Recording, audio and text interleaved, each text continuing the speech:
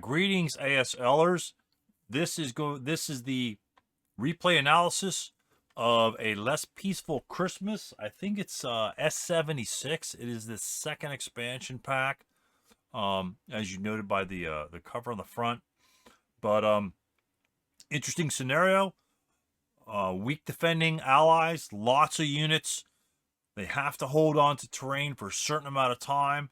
And there's a scenario special rule that lets them get off the board. We discussed the scenario special rule in length because it is an odd one that you will probably not likely find in many other scenarios. So we try to discuss it based upon, the interpretations of the players involved. The Japanese come on, pretty strong force. They've got to take units. They've got to kill units, and it's a victory point grab. So you'll see how it develops. Again, read the victory conditions. We'll go over those, and we'll describe the scenario as it develops. And I hope you enjoy the episode. Again, like, subscribe to the show. About half the viewers that I usually get are non-subscribers. So if you could subscribe to the channel, that would help the channel out a lot. It would put it to the front of more searches or what have you. So the more subscribers, the better in terms of finding, the content quicker. It's as simple as that. And like the video as well, that helps out a lot. And comment on the video. That also helps a lot. The more comments you have, the questions you have might pop up. Throw them in the comment section if you can't catch the Tactical Tuesday sessions. So we'll go with that. The video is set after this part is set to 130% speed. If it's too fast for you, drop it down to about 75%. That might be, quote, normal speed. And then if that's too fast for you, go the other way. If you could follow along really easily, crank it up a little bit more. So it was a 2-day session. So essentially we have about 4 hours of discussion. I've cut some ends off and things like that. Hopefully I've included all the relevant sections in today's video. So again, a 2-day section. We had not seven, but I think we had 4 or 5 replays. I like to show all the replays simply because the people put the effort in to create the log, submit the log, etc., etc. So the point being is that the logs are there for us to learn from, to see how different attacks are made. And sometimes you'll see minor variations in each log that might give you that one little hint that you hadn't been looking at. Or so the more logs I get, more likely what I'll have to do is to peel out or pick out very specific things within the logs, and just going over those. So that's the plan. Enjoy the video. Like, subscribe, and if you like the work, I've got a Patreon channel if you like to try to support the channel that way as well. So if you want to post this and share this to other sources, you may freely do so. I have no problem with that. But hopefully you enjoy the video. Remember, it's already set to 130% speed.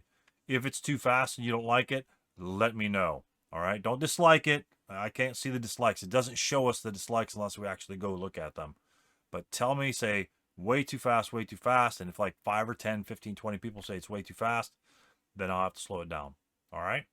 So thank you very much, and let's go for A Less Peaceful Christmas. So whether you're losing games by a very small amount, and you just can't figure out why I'm losing every single game, or that was another close one, I lost, or I beat him, but I'm not sure how he lost. Most of those games are probably won or lost a couple turns before you realize it. And the funny thing about that is, and again, it's based upon my experience in my particular game, actually looking over my logs and just the regular the video replay, just things that I was focused on or distracted by or whatever. We had a break in the game, but reflecting back on that, I wanted to use that as an excuse. But reflecting back on that, it's like, no, I had this thought in mind, and that thought carried on to the second session, which was the next day. So it's not a big deal. It wasn't like 3 weeks later. So but it's just very simple, and you got, hopefully you guys will see it if you haven't already seen it. But you say, oh yes, dude, you screwed up there, and yeah, I sure did. So like I say, it's the little things that make the difference in a big scenario. So, scenario special rule number 4. Again, we covered all the other scenario special rules, how to calculate things, definitions of game turns, as we did before. So now we go to scenario special rule 4. And I particularly have a problem with scenario special rule 4 because it doesn't really, it says Filipino units may exit the map once the Japanese control at least one building.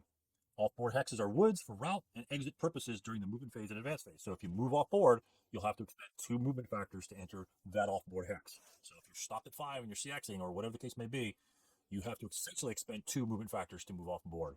And in this the advanced phase, I'm not sure what the deal is with the advanced phase because it doesn't really matter what terrain it is unless it's a cliff. But it's kind of weird. Anyway, it says broken Filipino units may ramp off-board normally and count for exit VP. So that just means you can route those units off the board. Again, off-board hexes are woods for route and exit purposes during movement phase, advance phase. So to me, so if you're routing, the movement phase and advance phase doesn't apply. So are they considered woods in the route phase?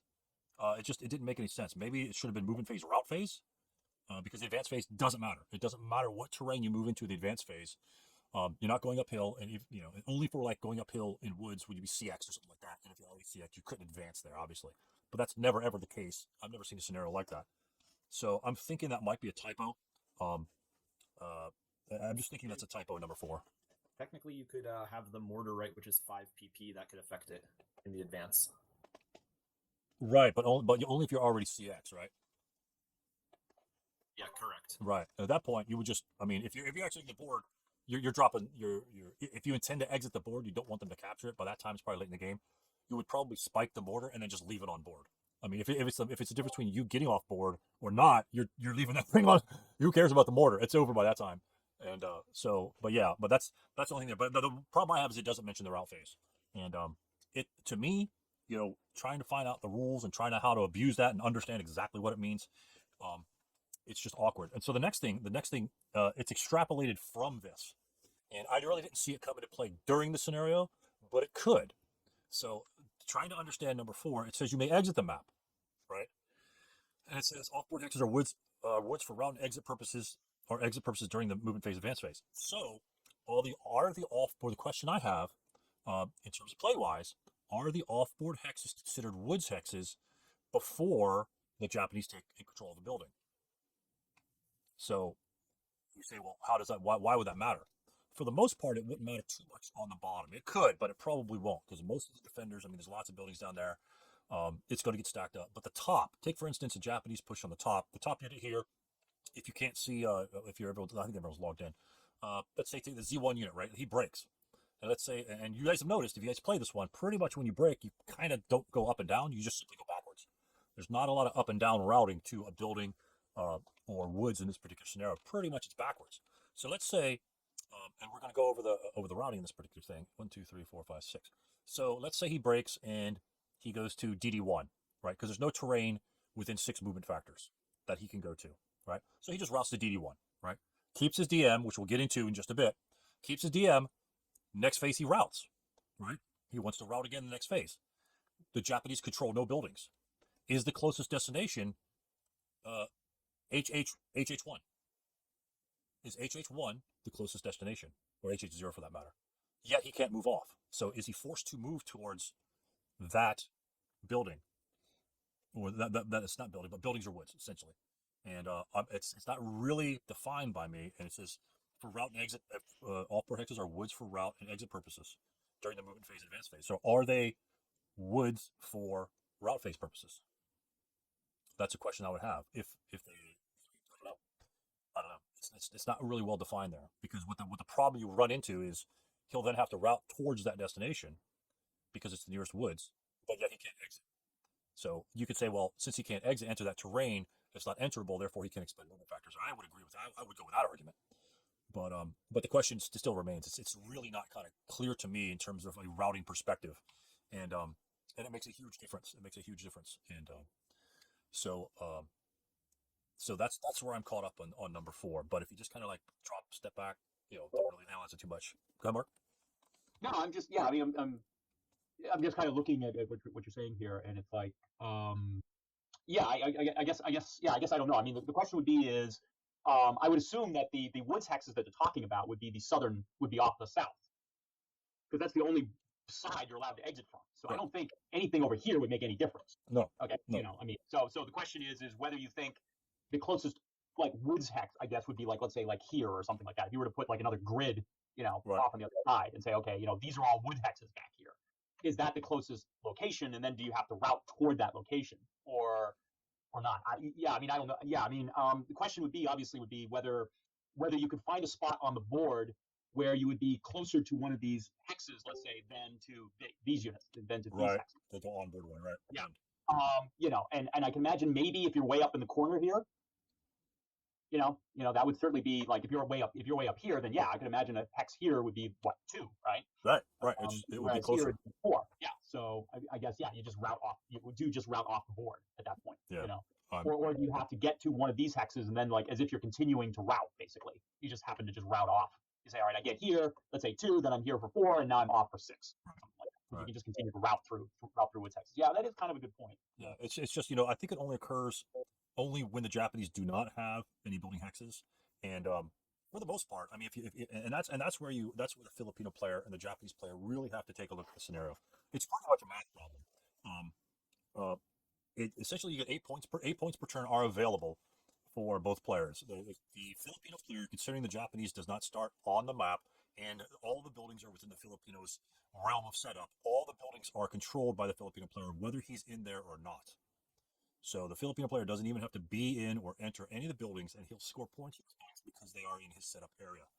And so you don't have to stack all your guys in there. Obviously, there's a couple of buildings worth 2 points apiece. That's one thing that you have to take a look at.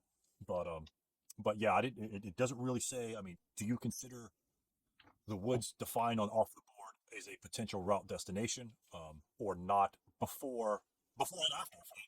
Before and after. Yeah. A controlled location is held by the Japanese. So, well, yeah, I mean, considering the fact that you can't exit off board until the Japanese does, then I'd have to assume the answer. Yeah, it does seem kind of odd that it's kind of weird that a switch suddenly gets pulled in that sense. But I mean, so I would say, if the Japanese haven't taken a building yet, then you can't go off the board, so you can't go there. That's not a legal route destination. Right. And so you're stuck with wherever you've got. I can't remember whether you can route into bamboo or not. I can't remember. Yeah, I think you can. I don't think you could low crawl there. So You can low crawl there. I'm not. So I know, like in marsh, I don't think there's any marsh in SK. Yeah, But, no, there. Yeah, because you can't low crawl and you have to expend all your movement factors. Pretty much, Yeah. you can't like cheat and just go into the marsh because it's going to burn all your routing. I had that happen in one of my other scenarios where you had to go into the deep jungle instead of the marsh because it's not the closest in MF. Essentially, it'll be all your MF versus the dense jungle next to you, which is only 2. So the Right. dense jungle is always going to be lower, even if the dense jungle is 3 hexes away, through palm trees. It's still the closest cover than the swamp, which will be all. So I kind of like the way that the rules really prevent you from just kind of jumping into the marsh or the really crappy terrain, the swamp, and kind of be, quote, protected. Because once you go into the swamp, then you can route out behind it, and he really can't pursue you. So I was pleased that I'm sure that's a design for that. But plus, swamp. So anyway, that's my question. That's my big. It does look like bamboo. Well, it says bamboo is dense jungle, unless otherwise stated. Okay. So dense jungle is a rally. It's a rally location. Okay. Because dense jungle is considered woods. Right. But remember, it expends all your movement factors. Right. Yeah, that would be the one thing. That would be interesting. Right. Yeah. So units in EE4. Say there's a bad guy in DD. Let's say there's a bad guy over here, or you have to route in EE4 for whatever reason. And Right. EE3 is next to you, and there's woods over here. You have to go to the woods because this is 6 movement factors, and the woods is 3 movement factors. Hell, the woods can be, another hex over. 2, 3. Yep. Actually, And maybe it's 2 more still- hexes, and we still be closer.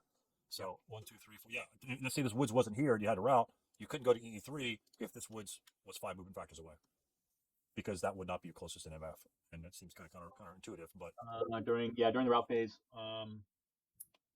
You're within 6 MF and doing so around a unit. Yeah, it's interesting that it doesn't. Yeah, I mean, I guess you're right in terms of I think all supersedes. It supersedes the 3. So I would argue yes that you're probably correct in that you do have to go there. But I'm just wondering if there's any situation because I don't know. SK is not quite in terms of saying like all is greater than anything else sort of thing. I'm not sure whether it. right. Well, all your MF would be all your available MF. For a wounded unit, it would be 3 movement factors. For a a broken unit, it would be 6 movement factors. Yeah, so I guess I guess that's what you would argue. Yeah, it costs all your MF. So yeah, so okay, yeah, I can go with that. Okay, Quick quick question: is that all your remaining move, or all of the move that you started with? It's all of your initial whatever you started with. So if I was a wounded unit here, it would cost me 3 movement factors moving that hex, and I could be shot on as if I'm 3 movement factors. If I was a conscript, it would cost me 3. If I was a leader and I moved to that hex, it would cost me 6, and so therefore I could be shot 6 times. So you can't move like from 2 hexes away and get into bamboo at the Nope. same move, right? No. You can have to be advance into it adjacent. for penalty, but yeah, you have to be adjacent to initially go in there. So essentially, what you can do is you can move into the bamboo and then advance out at the end of the near the end of the turn. So and bamboos, as you guys pretty much know, is a pretty hefty obstacle. So Yes, and the SK rules, I'm sure at ASL it's the same way. They specifically including the MF bonus gained for moving with a leader. wow, yeah, Okay, so yeah, so even if you stack with the leader, it costs all. That's it. You're Yeah. not going anywhere else but into that first bamboo hex. yeah, and it's very interesting. I'm going to digress just for a second. I think when you do a minimum move in ASL, like if you got a leader and a squad, and it takes you, and you're going uphill into swamp or something like that. Essentially, if you go uphill into swamp, it doubles the cost, right? So your movement factors is 6, and it's entering swamp would be all in this case, or marsh, it'd be all, so it would double that. So although you only you move in there, right, and you expend all your MF, it's as if you expended 12 MF in that location because it doubles it. That's just a weird. You never get shot. Hopefully, you won't ever get shot 12 times, but there could be a lucky mortar around somewhere blasting you. But And of course, from a standard like land topography sort of thing, if you're climbing uphill into a swamp, you're in some very strange terrain. exactly, yeah, it's usually PTO or some crap like that. So exactly, it's like pool or something. I don't know. But anyway, so the strategy in this particular scenario, obviously, the Japanese do not get points for exiting. So think of it as let's take that perspective as the Filipino. If the Filipinos survive, if they hold the buildings for 3 turns, and most of the games held them for 3 turns for the most part, right?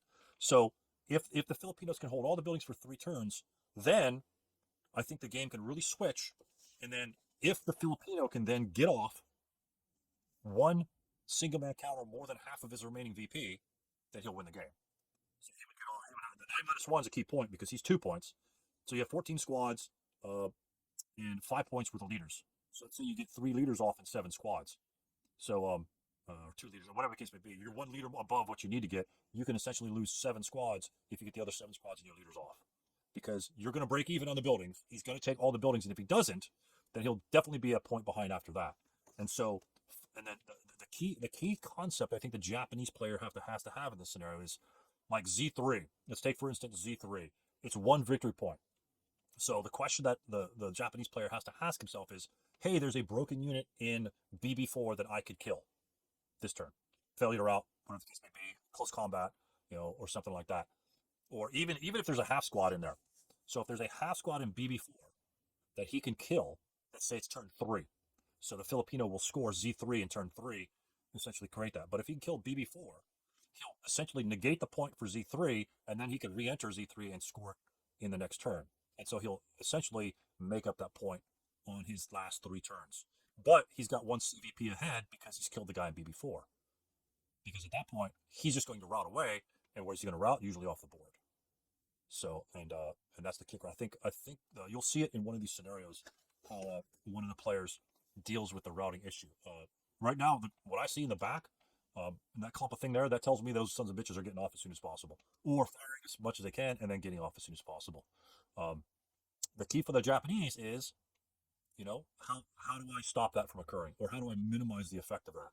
Let's say the units in the back here attest to 10 victory points out of the Filipino 28, 30, 33 points. The Filipino looks like he has 33 points to me. And if you guys don't know how to calculate it, then you definitely have to break it down to know exactly where your points are based, because you may need to move a turn early. If you're moving a turn late, the Japanese are going to make you pay for it. Japanese will make you pay. So we've got 14 squads, each worth 2 points, so that's 28. Leaders are 1, so it's 4 leaders, 32, and then -1 is 33. So 33 points. So you've got to know exactly how many points you're going from there. And again, if you can go 8 points, or if you can move early, then that's fine. And another thing to take into consideration is casualties on the Japanese side. You might consider exchanging, squad for squad, or squad for squads for half squads, things like that. Because I mean, you're 336s, yet some of the there's 237s running around, and it looked like everyone deployed some of the Japanese units. I don't know if they deployed them or not, but Yeah, I'm not sure you can do that. That's a whole bunch. Maybe they're just broken. Or The only units in SK you can deploy are the Marines. the Marines. 76. Oh, gotcha. Okay. Yeah. So I don't know if that occurred. It looked like there's a couple extra half squads. Maybe it was the crews actually. So 237s are vulnerable. The Japanese do get 2 half squads in the Yeah. order battle. Yeah. So 237s are vulnerable, and shooting 447s. And I think the key here is you're at a detriment in close combat. Not only are you green, he's going to ambush you more often if you're in buildings or woods, right? Or in this case, jungler building, jungler huts. If you are not in those locations, if you're in the palm trees, if you're in the kunai, there's not going to be any ambush. There's just going to be combat. And so if the Filipino can reduce the firepower of those first line units, right? Instead of prioritizing shooting a 237 with a mortar, maybe shoot the 447, because again, if you shoot the 2-3, look, how are we going to score victory points? Exit, buildings, but most importantly, there's essentially up to 8 free victory points on the map. And where are those victory points, gentlemen? Where are those victory points? The 8 free ones that I'm talking about. Where would I find 8 free victory points on the map when the Japanese come on? I mean, you. I don't know what you're talking about. All right, if I break a 237, what happens? I'll do 237 half squad. What happens? Well, 237 units break. Okay, so they break, right? So I'd have to double break him to kill him, right? Right. Our 337s already have the advantage on the 237s in close combat, so most of those guys are not going to be in close proximity to our units. Well, it will. Well, in some respects, it'll actually be kind of an even sort of game, because if a 237 ambushes, if a 237 jumps into close combat with a 336, then it's going to be 1-2, but the Japanese get the -1. Right, but you're going to go to hand close combat, so you're 3-2 against them. So that kind of balances. The actual the final kill number would be the same. 7, right? It'd be a 6 Right. 6 kill, 6 versus the Japanese would be a 1-2, so it'd be a 4 up to a 5. Okay, yeah, all right. And Yeah. so those numbers, although he's a half squad, you're full squad. I mean, we definitely need to win those. But before it even gets to that point, what I'm looking at are the 447s. What happens when you break a 447? Stripes. He stripes. No victory points are gained. Let's say we fire again. Again, this is where thoughts of final protect. Although there's 6 morale units, thoughts of final protective fire can come into play. And because you're laying down residual, right? Final protective fire might not be such a bad thing. Why? Because we want to route off the board at the end of the game anyway. We don't need to be good order to route off the board. So what are the best chances of us getting the hell off the board? What locations of the map can we route very effectively off of the board? What areas of the map could we route without interdiction, without whatever? It's going to be tough to get behind us, etc., Well, etc. big of palm trees. Yeah, the palm trees are the key. You can fight in this area here. If he breaks you, even in BB2, BB3, wherever, right? Maybe set up some guys over here, and if he charges you, you're taking point blank minus shots in the open here. And then if he stripes, you're only gonna get one shot. You get a shot here, and then possibly follow up here. And then let's say another unit comes over here. You might consider final protective firing against that 447. Yes, you're a 6 morale unit, right? But let me get a couple guys up here, and I'm going to explain the basic. This game it really accentuates the concept of routing through here. Let me just pop up a unit. American squad. Filipino. So let's say we got this guy here, and we've got some Russian and Japanese units. I'm just going to use full squads. Okay, this is the situation. So he doesn't have a leader, and we'll get into that right next, and then we'll do the logs, because this is the key concept that we have to kind of know what we're going to be up against. Again, the Japanese add a very different feel to the game.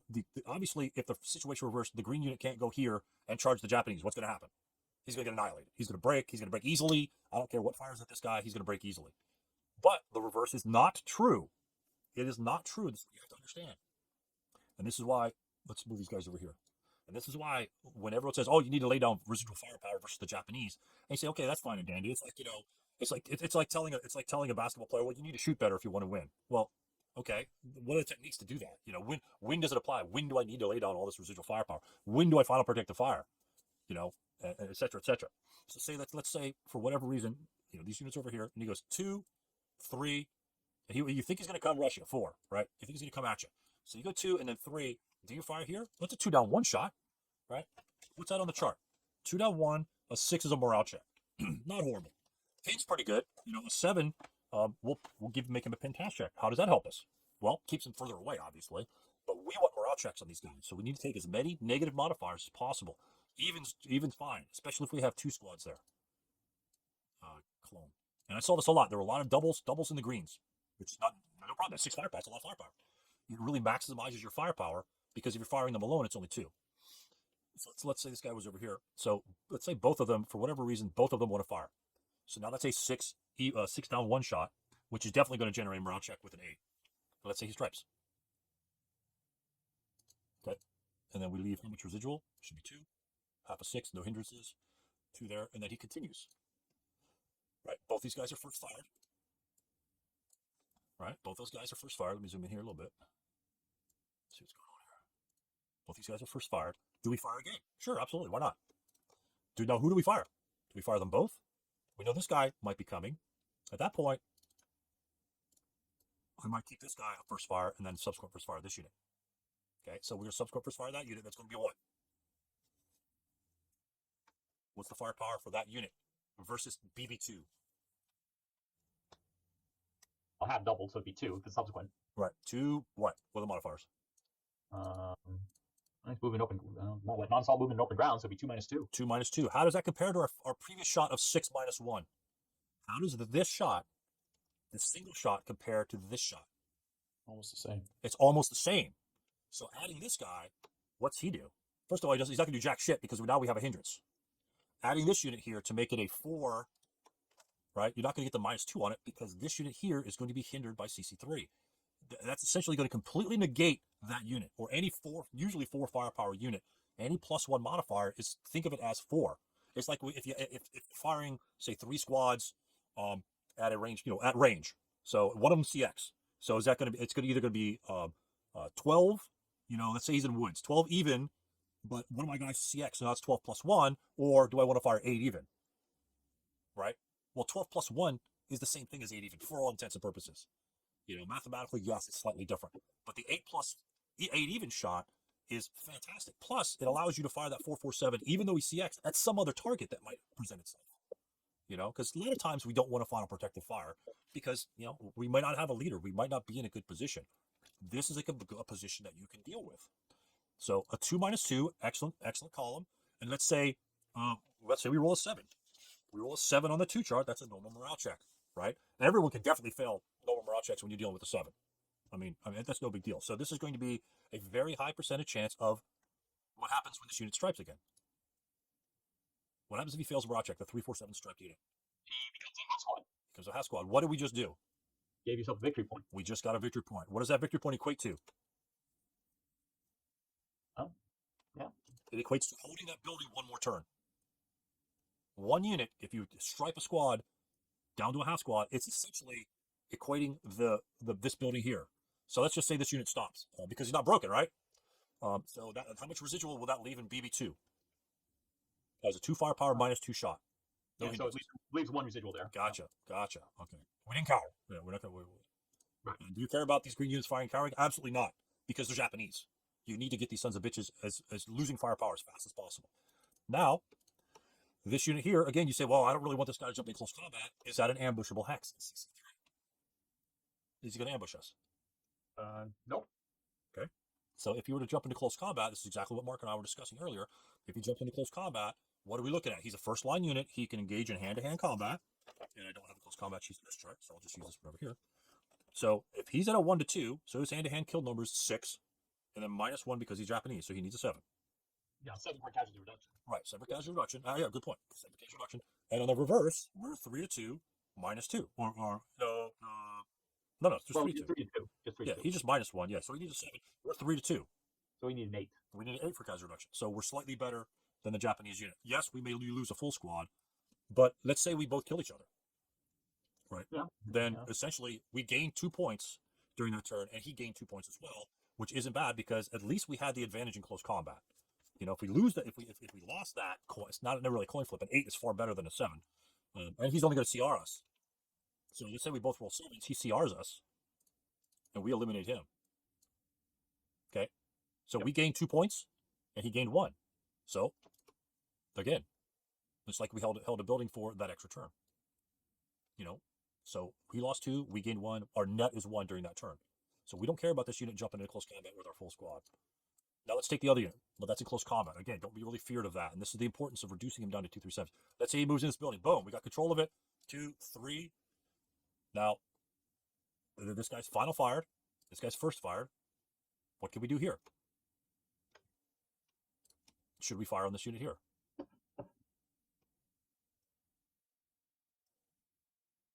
Should we fire on that unit? It's debatable. I mean, it would be a first fire, so it'd be a 1, be a 1 minus 1. 1 minus 1, right? Yeah. Not bad. I mean, if we get lucky, a 5's not a bad roll to make. A 6 is going to pin him, or a pin task check, which would keep him further away. And therefore, giving us, even if he makes a morale check or potential, at least he stops him from having a huge advantage. I mean, if he goes over to here close combat, that's going to be 2 to 1. We're certainly gone at that point, right? And if he goes over here, now we're at a disadvantage. Well, he has this huge advantage. So, in my opinion, maybe shoot. Let's say we don't shoot, but he moves here, right? So we don't shoot, and he moves here. Now what do we do? Well, we're certainly shooting this guy, the first fire guy. Do we fire this guy? And it depends on how this unit is in existence. So if we fire them both, well, if we fire this guy, it's going to be a 2 minus 2. If we fire them both, what would the firepower be? Well, it'd be 3, so it'd be 6. So it's it'd be a 6 minus 2. 6 minus 2. So you just went from rolling a 7 for a normal morale check to rolling a 7 for a 1 morale check, or a 9 for a normal morale check. So if we roll a 9, if we roll a 9, what happens? This guy takes a morale check, and let's say he stripes. Fails it. If we roll a 9... the 336 breaks. Right, he will break. Okay? Now let's look at the strategic situation. So this final fire is gone. He's broken. The enemy advance fires. Where do you think the enemy will advance fire? Because we can't fauna protective fire here because he only expended 1 movement factor there. And then we're going to revisit back over here in just a second. So where's he going to fire? Are you going to fire here, or are you going to fire here? If you're the Japanese unit. I guess shoot the DM. Shoot the DM. Why would you do that? Routing. He's going to route off. All right. So you want to break him to score a point. Right? If he shoots here, normally in a regular quote game, you might consider firing over here. Obviously, 2 through 7 probably wouldn't, because you still have hindrances from here. So that's essentially, that will really negate this guy. But there's a victory point to be had here. There's a broken unit to be had here. Breaking this unit doesn't do anything because these guys are going to route. He's going to go 1, 2, 3, 4, 5. And that's it for him. Right? And then let's say this guy broke here. Let's say you did select this unit. He routes to the same location. And for shits and giggles, see, now you can't really surround him. Even if you go here and here, can that unit route off the board, or is he failure to route? That's the question you need to ask yourself. Can this unit legally route off the board? Huh. This is an interesting situation. I really don't know if it's defined in Starter Kit simply because of the terrain types. I know it is in ASL. Well, considering, I don't think it's, in Starter Kit, you don't really have any concept of heading off the board. I mean, this is literally, I think, the first scenario. Well, I mean, no, I suppose that's not true. You can exit. A lot of games have exit capabilities, but usually you have to be good order to exit. So I'm not sure in Starter Kit they cover this at all. So what do you guys think? For those that play ASL, what do you know will come into play? And I don't know if it's in here or not. It kind of touches upon it.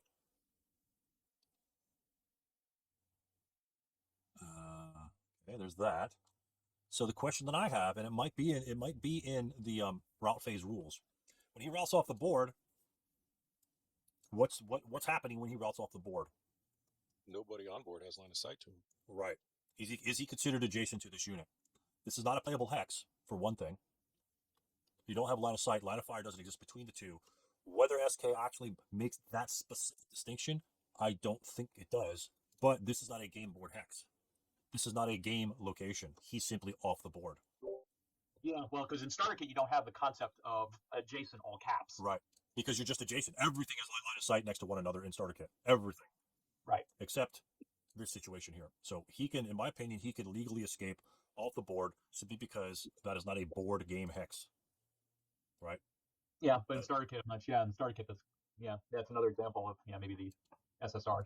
It's not quite sufficient. Exactly. So, see, that's where I'm going with the SSR. So I'm thinking about this bullshit happening here before it happens. So let's go back over here and discuss our firing options. And again, this is I don't want to clone. Let's go undo. So select this guy, and this is break. Seriously? There we go. Okay. And this guy's final fired. He's final fired. Not DM'd. Okay. So that leads that begs the question: if we first fire, if we subsequent first fire here, what will that shot be? That'll put us on the 1-1 column. Not a great column, but we all know those 1 firepower columns can be a bitch in certain situations. The 1-1 is pretty much a 2 even, and so. Yeah. But there is one downside to taking that shot, which would be no residual. Okay, that's fine. That's fine, exactly. But what we're looking for in this instance, if there's units behind them, then that might be a reason not to take the shot. right? But what we're looking for in this case, remember, we're focusing on inflicting casualties. If he moves here and he gets reduced, right? What value occurs? Nothing. Well, if he's striped, nothing. Although, in theory, then at least if he goes into close combat with you, then at least it's now 1-1 as opposed to 1-2 for you. Exactly. That's exactly what we're looking at. So there's a potential. There's a 5. I mean, a 5 is a decent roll. We're not talking about 3s. We're not talking about snake eyes. A 5 is a decent roll. A very decent roll. It's one of my favorite numbers I like to bet on in craps.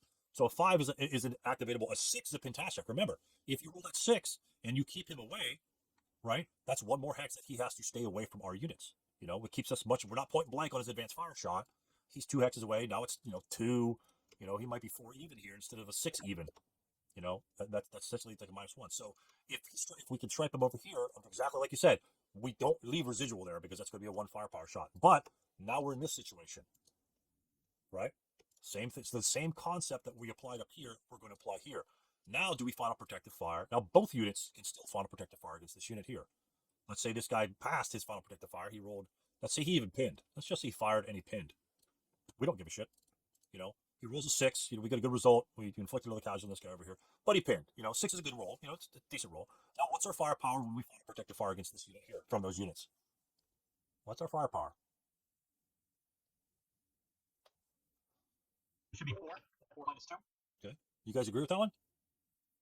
Who thinks it's more? Who thinks it's less? Is this legit? That's legit, right? Yeah. 3 for the unpinned squad, 1.5 for the pinned squad. Yeah, easiest way. I mean, you don't have to do all the math. I mean, if double and a half, you can ignore all the final fire shit. If he's first fire, you don't have to have it and then double it and do it. All you have to do is say, okay, there's 6 firepower and there's a pin on this, so this guy's half. So he's like 1.5. So he's 3 plus 1.5, 4 - 2. That's the easiest way to do it. You don't have to double it and have it twice, and just know that it's doubled and halved. You guys know that, and then only this guy's gonna be half. So 3, 4, 4 - 2, very respectable shot. That's an 8 for a morale check, a 9 for a pin task check, and if we happen to roll a 9 and he pins, what happens to us? We break and we simply rout away. He scores no points. And then the same situation happens if he gets to us over here, because we're going here, unless something else happens, unless he screws our route paths, we're going here, and then we're off when he moves adjacent to us. Right? And so what occurs here is if we can get this guy to strike one more time, oops, what do we just do during that turn? Even if both of our guys break. You got a victory point. Yeah. And if and then also, what do we leave behind? For the 4, it's a 2 residual. 2 residual. Our other Japanese unit's going to be coming this direction. Let's say there are a couple more units back here. They're probably going to avoid those because if he stripes, he's that much closer to giving us a victory point. We don't stripe, we simply break, and hopefully we don't double break, and we try to rout away. There's usually hindrances, or etc., etc. He does get advanced fire shot. He's going to have a 4 even shot on somebody. A respectable shot. He can get a morale check. Pentastic checks have no effect versus us. We can lose a point, but he's already lost 2 points out of this endeavor, and we're all broken. Right? Do you want to do this in the front line when he's got 80,000 units? I don't know. Maybe. If you have a route path out of that area, maybe. So if you're on turn 2, and you're in this location and this location, and he does the same thing, let's just move these guys up to here. He does the same thing here. He lost 2 points, and this is turn 2. Well, I should say this is turn 3, so you've already scored this twice, right? 1 death is going to essentially count that building for turn 3's possession, and this guy essentially is going to take that possession and nullify it for the Japanese player, because the numbers-wise, we score 2, he'll score 1, so we'll be 1 more ahead, and then we just route backwards. Now, given this situation, I have a question for you, and this is another key. This is another key point. This is actually a real unit. So another key point in this situation here, where do these, let's say this occurs, right here, okay? You broke, you shredded them, you're feeling good. I would feel really good about that, because 237s, now they're human. Now your 337 that's here, Now he could fire on this guy. Hell, this guy could actually fire on, and now he could break, and now he doesn't do shit. That's the power of the Japanese, is to be able to do stuff even under, a hellfire, right? So we reach the point in the route phase. Where do we route these units to? Where do you guys route these units? You tell me. And why? More importantly, why do you route them there? And this is the kicker. We haven't used this a lot. It has come up very subtly, but this is a kicker.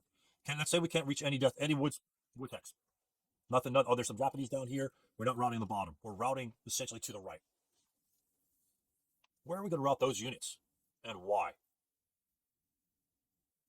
Anybody else? Take a couple. Well, I mean,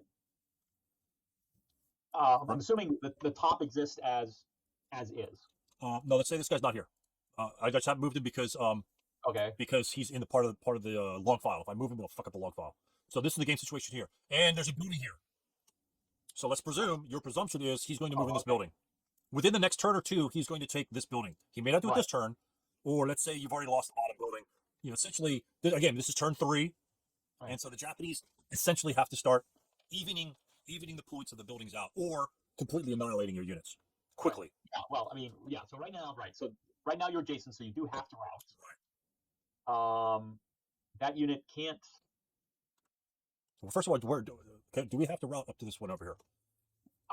No, because that'd be the same distance from that unit. Right. Eventually, even if you went around this way, then you'd be no further away from this unit than when you started. So you can ignore that. Okay. So where would you route these units? No pen.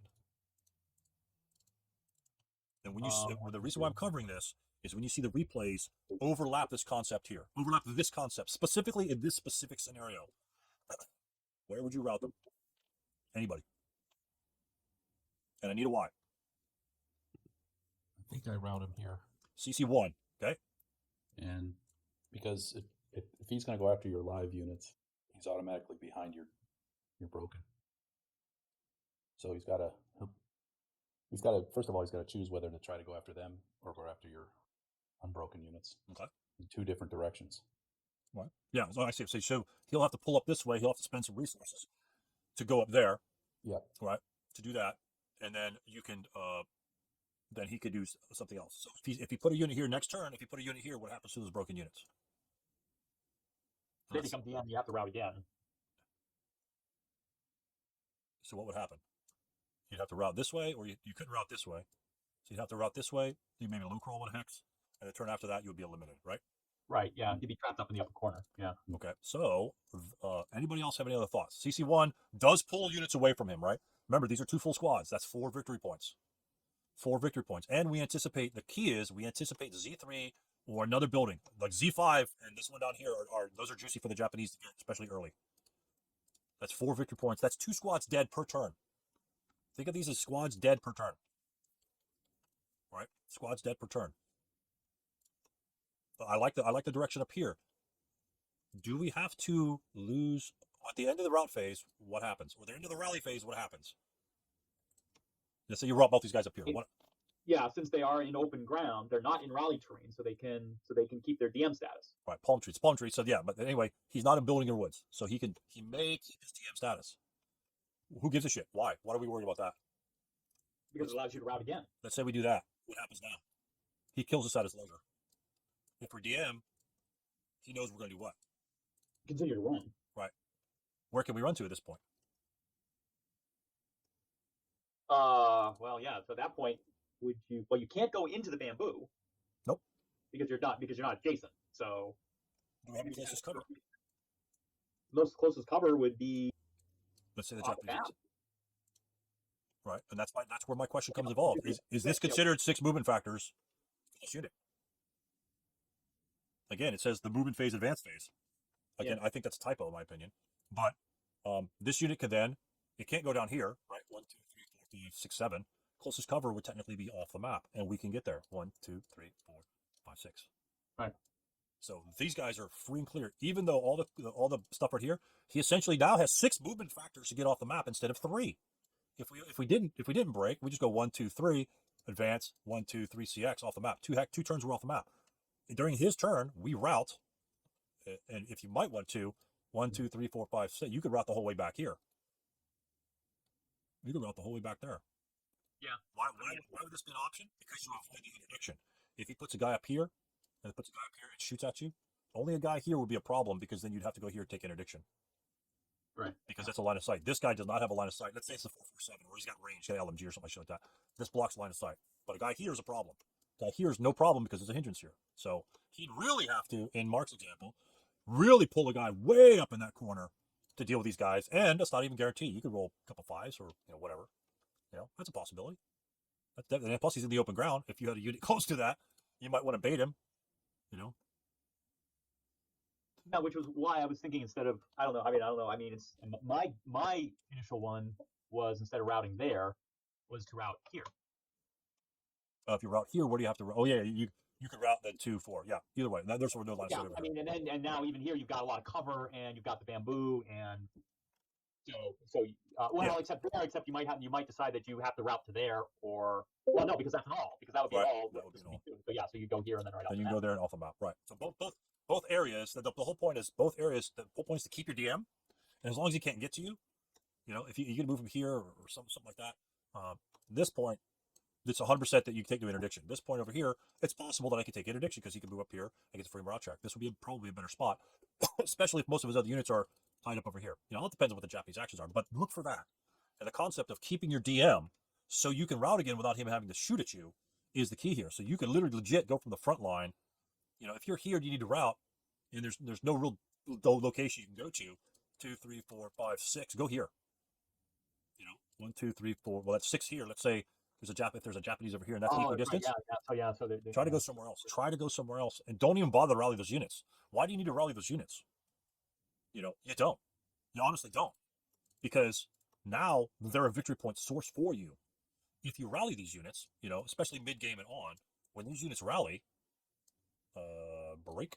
I have 6 firepower. Let's say some 447s show up and want to do business. Let's say some 447s show up this general direction, or maybe there's a possibility of a guy scooting back here or some bullshit like that, or anyway, or he starts charging us. Let's say we charge. These guys charge, right? You take a shot at this guy because we rallied him for some reason. We got a 8-0 and he left and he went somewhere else to rally some of the units. And we said he did something like this. And let's say you got like 2 level morale checks and they both striped. Oops, sorry. They both striped. You're feeling really good about yourself. Say, damn, hell yeah, these guys rallied. They're shredding these guys. They striped. How many victory points did you score? You scored 0 if you just striped them. Striped them. If you were the Japanese player, what are you doing in your advanced fire phase? If you're the Japanese, what are you doing in the advanced fire phase? And you have a building. This is turn 4. Advanced fire phase comes. You're probably not advanced firing on them at all. You don't want them to break off the map. You are not advanced firing in that location. You cannot afford to advance fire on these units. If they break, hell, they just take interdiction. And even if they fail their interdiction checks, that's 2 points, and then he counters that by getting off. So he gets 2 points, and he gives you 2 points. You got nothing from that. You got nothing from that. So you engage him in close combat. You use your hand-to-hand combat and try to get your points that way. Right? You have to get your points that way, because if you break him, he gets 4 points because he's routing off the board. Let's say he passes him route. At least gets 2 points. Let's say you break one, he fails 1, maybe you get 1 point. I don't know. Whatever. Best case scenario, you get 2 points. If he survives and you got the roll and he makes the interdiction checks, he gets 4 points. So the American's got nothing to lose here. Nothing to lose. Because the American, at this point, the American can try to final, he's going to first fire here and then final protect the fire because he wants to break. At that point, shit. Just at that point, he can just get off the board there and not even bother with close combat. These guys turn into points only if they go off the board. It would take 2 fire phases, or multiple shots to get these guys down to the level that we wanted to get them down before. Sort of like we did over here. First fire, subsequent first fire, final protective fire. We want to generate victory points. And if we can do the same thing here, we do exactly the same thing here to get these guys down to 2-3-7s, even if we break. If we get them down to a 2-3-7, we break and we come here and we fail our interdiction check, what does that do? That evens up the game. We lose a half squad, he lost a half squad, and we get off. Okay? So actually, we scored 1 point for getting off. Right? Let me break it down. He killed 1. All right? He killed 1. This is his score. This is our score. He killed one because we broke and we failed our interdiction check here, right? But then we double broke him, striped him with the half squad. We score a half point first. This is our failed interdiction check, and this is our getting off the board.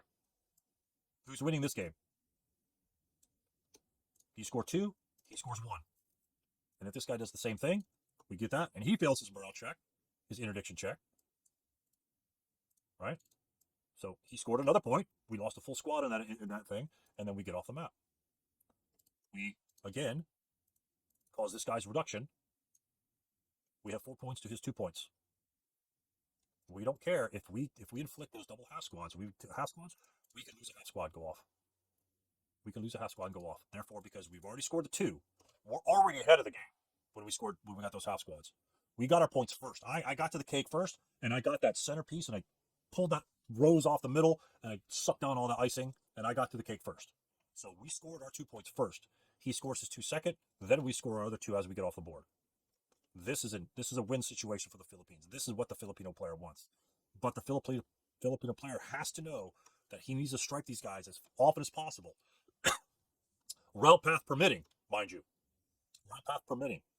Because you don't want to lose a full squad just to get a half squad. But then he's ahead of the game. Route path permitting, that's kind of what you want to do. And this sort of situation up at the top allows that to occur. And this situation down here can allow that to occur. What do we have to look for at the bottom part of the map? What obstacle do we have to overcome? It's odd, as it may be, but what's our biggest problem at the bottom of the map? If we're these units here in Z9 and AA9, what's our biggest problem? The Japanese are coming at us. They're coming hard and fast. We're fighting. We're trying our best. A couple guys lost. Weapons are malfunctioned. The mortar's a piece of shit. Whatever. These guys are in trouble. What's their biggest problem at that point? Is it the Japanese or is it something else?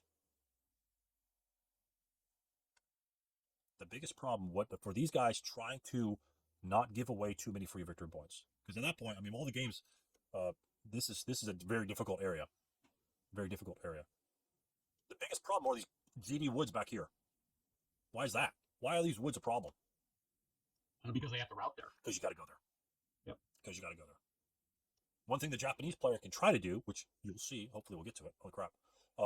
If the Japanese player gets anywhere in this vicinity, what does that do for the Japanese player? He gets a guy here. And again, squad. The squad can go here and he can go here. He can assault move here if he needs to. You're going to fire at him. He fails a morale check. What happens? Oops. He stripes. He's not dying. And let's say you got the here and you stripe him.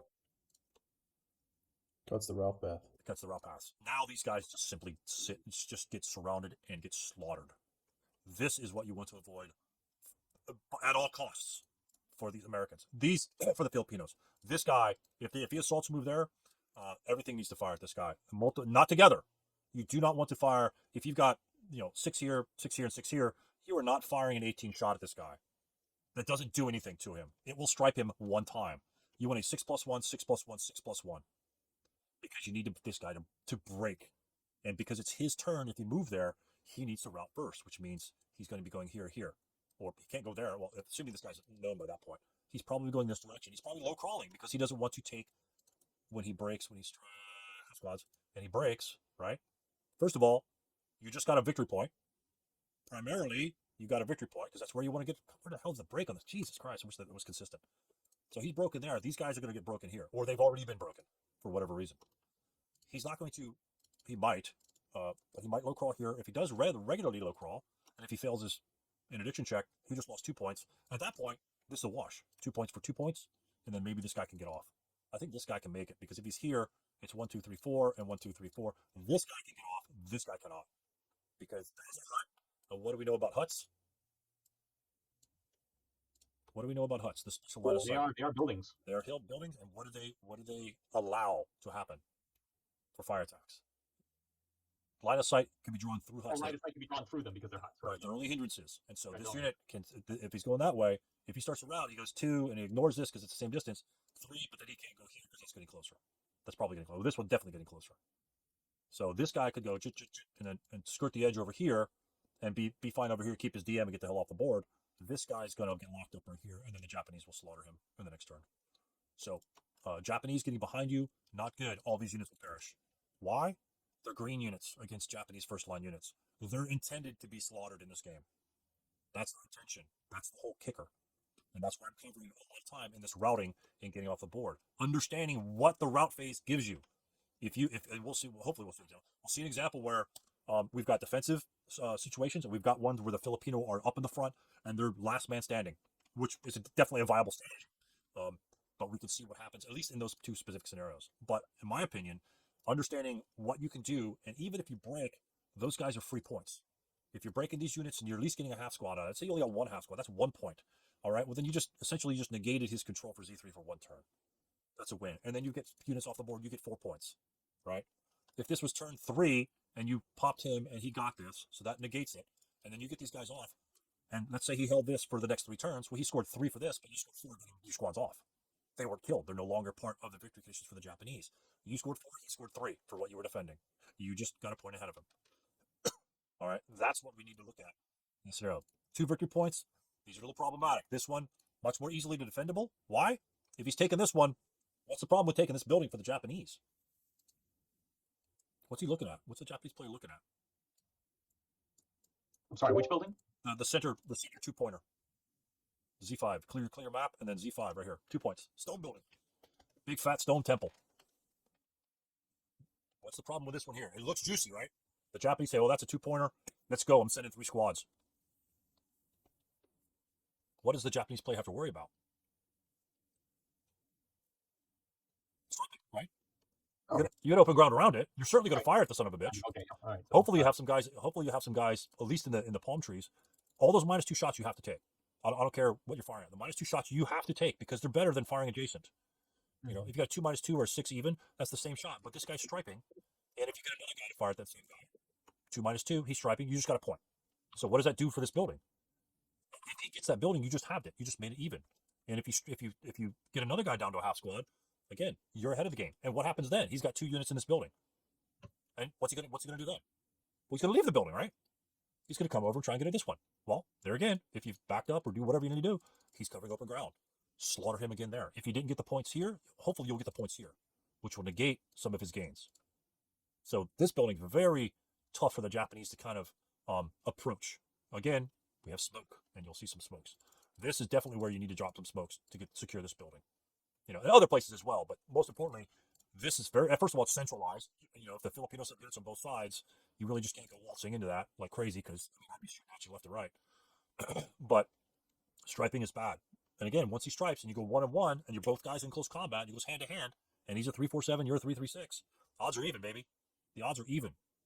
You know, well, he'll get a -1, but the odds are even, at least for your roll, your base roll. And that's, you know, hand to hand, 1-to-1 is a 7. So, I mean, we roll 6s and 7s all the time in close combat, missing those usual 1-to-1s.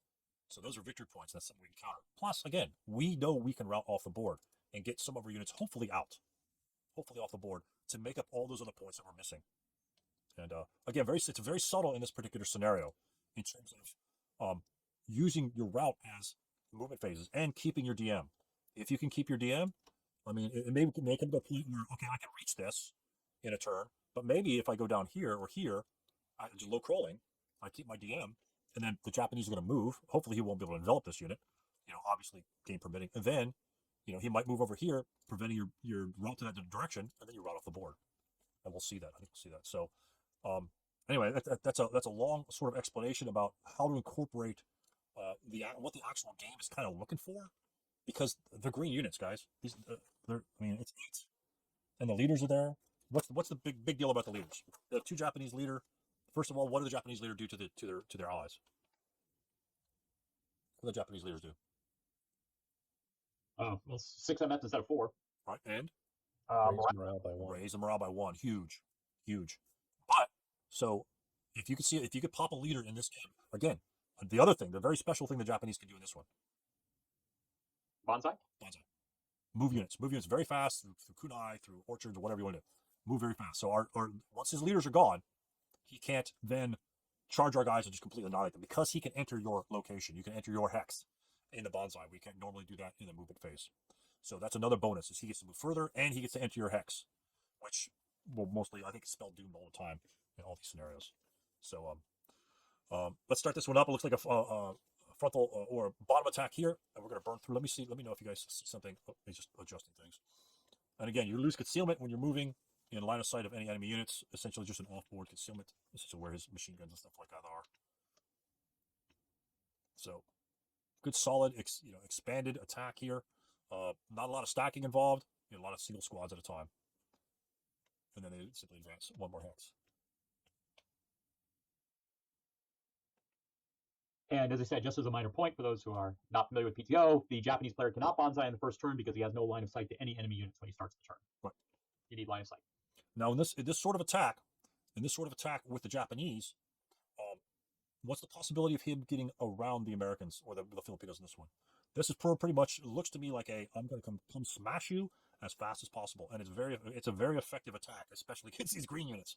You're going to have cover, you're going to have hindrances, you're going to be able to get on top of the Filipino, and I like that aggression in that. All of his support weapons are split up. There's no one stack any more vulnerable than the next, and that's about it. He's not in any woods for any mortar, that 60mm mortar to take blow guys up. That's a big thing there. Again, he charges the stack here, a big stack in X8. He simply stripes. He doesn't care. Just doesn't care. These guys, I mean, this is turn 2, and these guys are on top of that building. And this is aggression up the yin yang. If he fires, this guy keeps his concealment here. Right. Again, the key. I think the key to the Filipino is these guys are going to just overwhelm us. I mean, this guy's gone. So for his life, he can't fire the medium machine gun after he moves it. So his advanced fire capabilities. We're in a stone building. Let's say he could fire everything there. Let's say he gets like a 12 chart. Well, it's going to be like a 12 plus 4. It's probably not going to affect us. But if we can get a first fire shot and a subsequent first fire shot at a 2-1 and a 1-1, and we strike both of them, it's super lucky to strike both of them, then the next time we strike them, we're earning victory points. And how many victory points does accrue?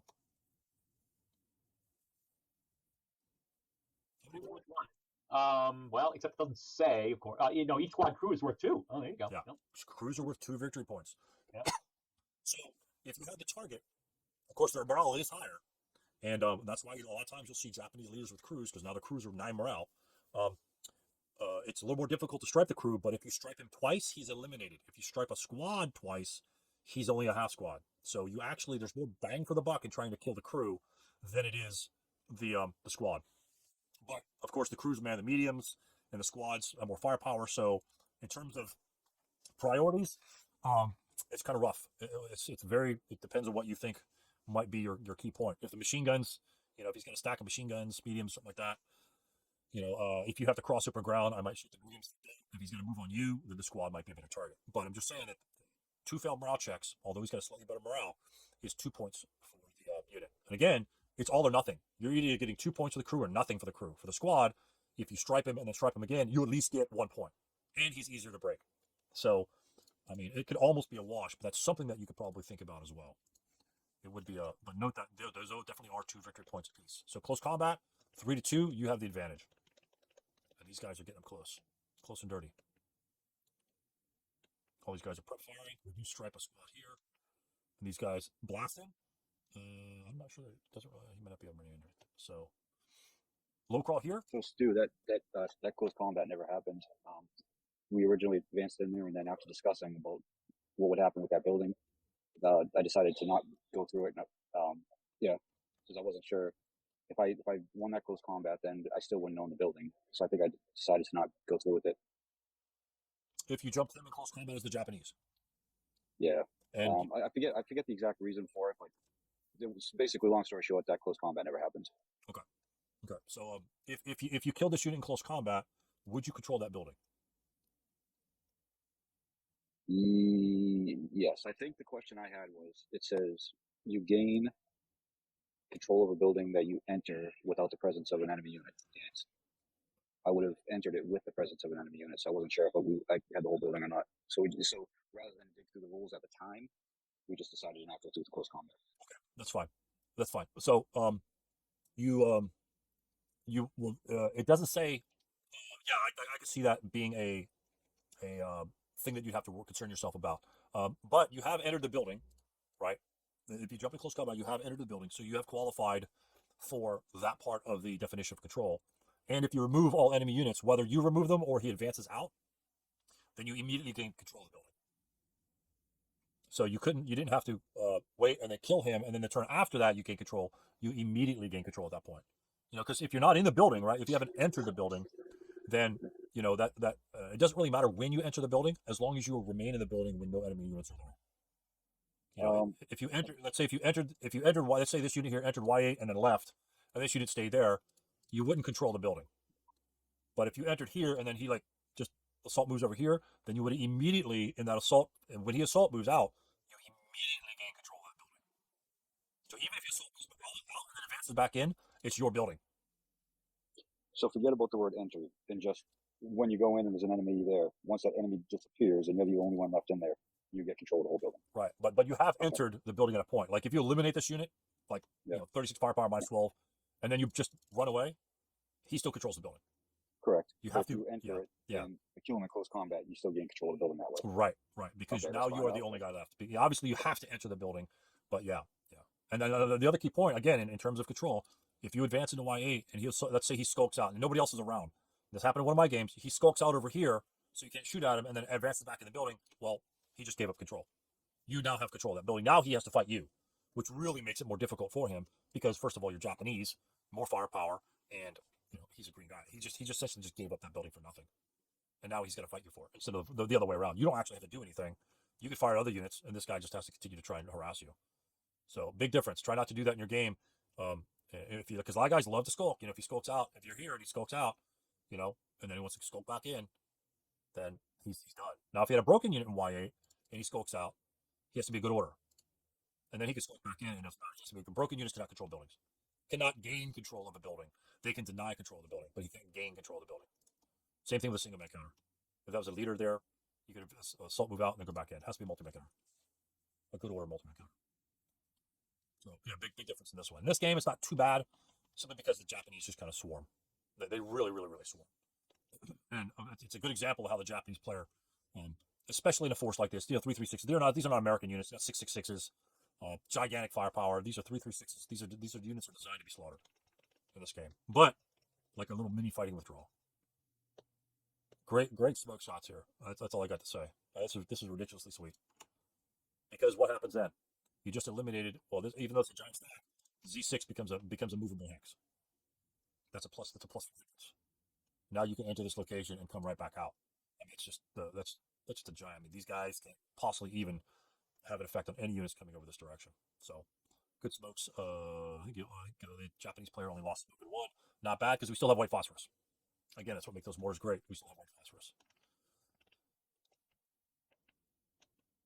See, right now he's broken. He still haven't entered the building, so right now he still maintains control of the building. The mortar fires here. Firing. Advance fire. And again, good. It's good to advance fire on this unit. I'm not sure if he fired here or here, but maybe break that to make sure that he can't rout away and possibly get away. Again, at that point, consider this guy like a 2 victory point building. All broken units are 2 victory points running around. And there we go. Now we just take control of it when the crew entered in Y8. So now we can just leave. And he tried to self-rally roll a 12, so he gave me a 3 point anyway. That sucks. That sucks so bad. So this unit's fighting for his life. He's essentially just going to be dead. He really can't run from there. The only thing he can do is hopefully do as much damage as possible. And again, the looks like the allies. This is the end of. Not yet the end of turn 3. Tons of units broken here. Remember, these guys are broken. I think these guys. Did they route there? Okay, units here. What's a route destination from this location? They're enemy units specifically an enemy unit in X8, X9. Broken units here. What's his route destination? First of all, can he see X9? Do the AA units broken see X9? Let's say it crosses that building in Z9. Is there a line of sight from A9 to X9? Yes, because it's just a hindrance, not an obstacle. Right, it's a hut. These are huts. So this is an obstacle. This is an obstacle. This is an obstacle. These are hindrances. So he can see this unit, and therefore he can ignore AA10. And what can we do? We can run. We can maybe go here. I don't know if there's some other Japanese units there. Again, this is the same distance from that unit to this unit. No, no, 1, 2, 3. Or there's 4. Well, there's 4, 5, 4, 4 here. There's 3. Yeah. 1, 2, 3, 4, 5. And then he can at least try to get back here. Actually, one unit can go back there. One unit can route back there. Hopefully, no. Now, let's say you have, I don't know exactly what, because there's a half squad here. You have a half squad and a full squad that need to route from this location. And there's another full squad in there. And this is the destination they have to route to. What are you routing? Are you routing a half squad or are you routing the full squad first? Because remember, they route independently. They don't route together. So if we're routing to this location, who are we routing first from here? We have 2 full squads, 1 half squad. Why is he going to go to EE8? Well, he doesn't. He can ignore. He can ignore this location because it's not any further from this unit. This is an enemy unit. He's the same distance. He's maintaining the same distance there. These 3 hexes. Okay. This is 3 hexes. So let's say you could move there. I mean, there's nothing preventing you from going there, but you could ignore it. Okay. But we could route to this location as well, right? But there are 2 squads in this location. So let's say we want to route to this location with all of those units. Okay, because that's 1, 2, 3, 4, 5 in that location, right? So we You're have not going to be able to go there. So if the full squad goes in there, right, then you are now technically overstacked. No other unit can get there. So the half squad. Well, no, but then if you send a half squad in there, then the full squads can't go in there either. So it may make more sense to send a half squad in there. Now the full squads can't go there, so they can choose any other hex. So they could choose 1, 2, 3, 4, 5. I mean, they could choose that as their route destination. Right here? I think so. Yep. 1, 2, 3, 4, 5, 6. And what's he going to do when he goes there at the end of the rally phase? Get off. He's going to keep his DM and he's going to get the hell off. Yep. Because now we have a shitload of units in the front. Are the Japanese units likely to get to this guy next turn? I mean, it's possible, but it's unlikely that he's going to possibly risk a couple points. Yeah, he might. I mean, I don't know. But those guys are simply going to route off. He's going to have to do an advanced fire phase shot, hopefully point blank, to even get a morale check on those guys. But it's possible. It is possible. But again, that's why we play the game. But he's got 2 mortars here. He's got shit. He's got everything there. He's got his whole force right here. So getting to anybody behind these guys is going to be a chore. So it's just going to be a chore. But yeah, again, this is one of those situations where if we go here, remember they're 6 morale. These are not 8, 666s. These do not have 8 morale. They are not going to rally fast. These guys aren't going to rally at all unless you roll Snake Eyes and only, Snake Eyes and a 3. But your leader can't even go with them, right? The leader's pinned. He can't even go. So right then and there, if the leader's pinned, it's like, shit. What can I do? Well, I've got to do something. And again, at this point, this unit is broken, and now this stack, the stack on the bottom, is fully stacked. So let's see what happened. Let's see where you routed that guy. So now they're at capacity, and now this is exactly what you do with the other unit, is you move the other guy right back there. So he's at least with the leader. But whose phase is this? What are you going to do in this sort of situation? I don't know if did you do it, Eric? Are you the American Eric? No. Okay. So what does the Filipino player have to do in these specific locations based upon this broken unit? What does he have to do? Scenario Special Rule 2. Well, he can't rally him, so he's got to move somebody else there. Yeah, the 9-1 can't rally him. The leaders have to swap. You probably don't want to stay both leaders the same hex, especially since these guys, you don't want these guys to cower. Those leaders have to swap. The 7-0 has to rally this unit. The 9-1 doesn't do anything. Mortar moves back.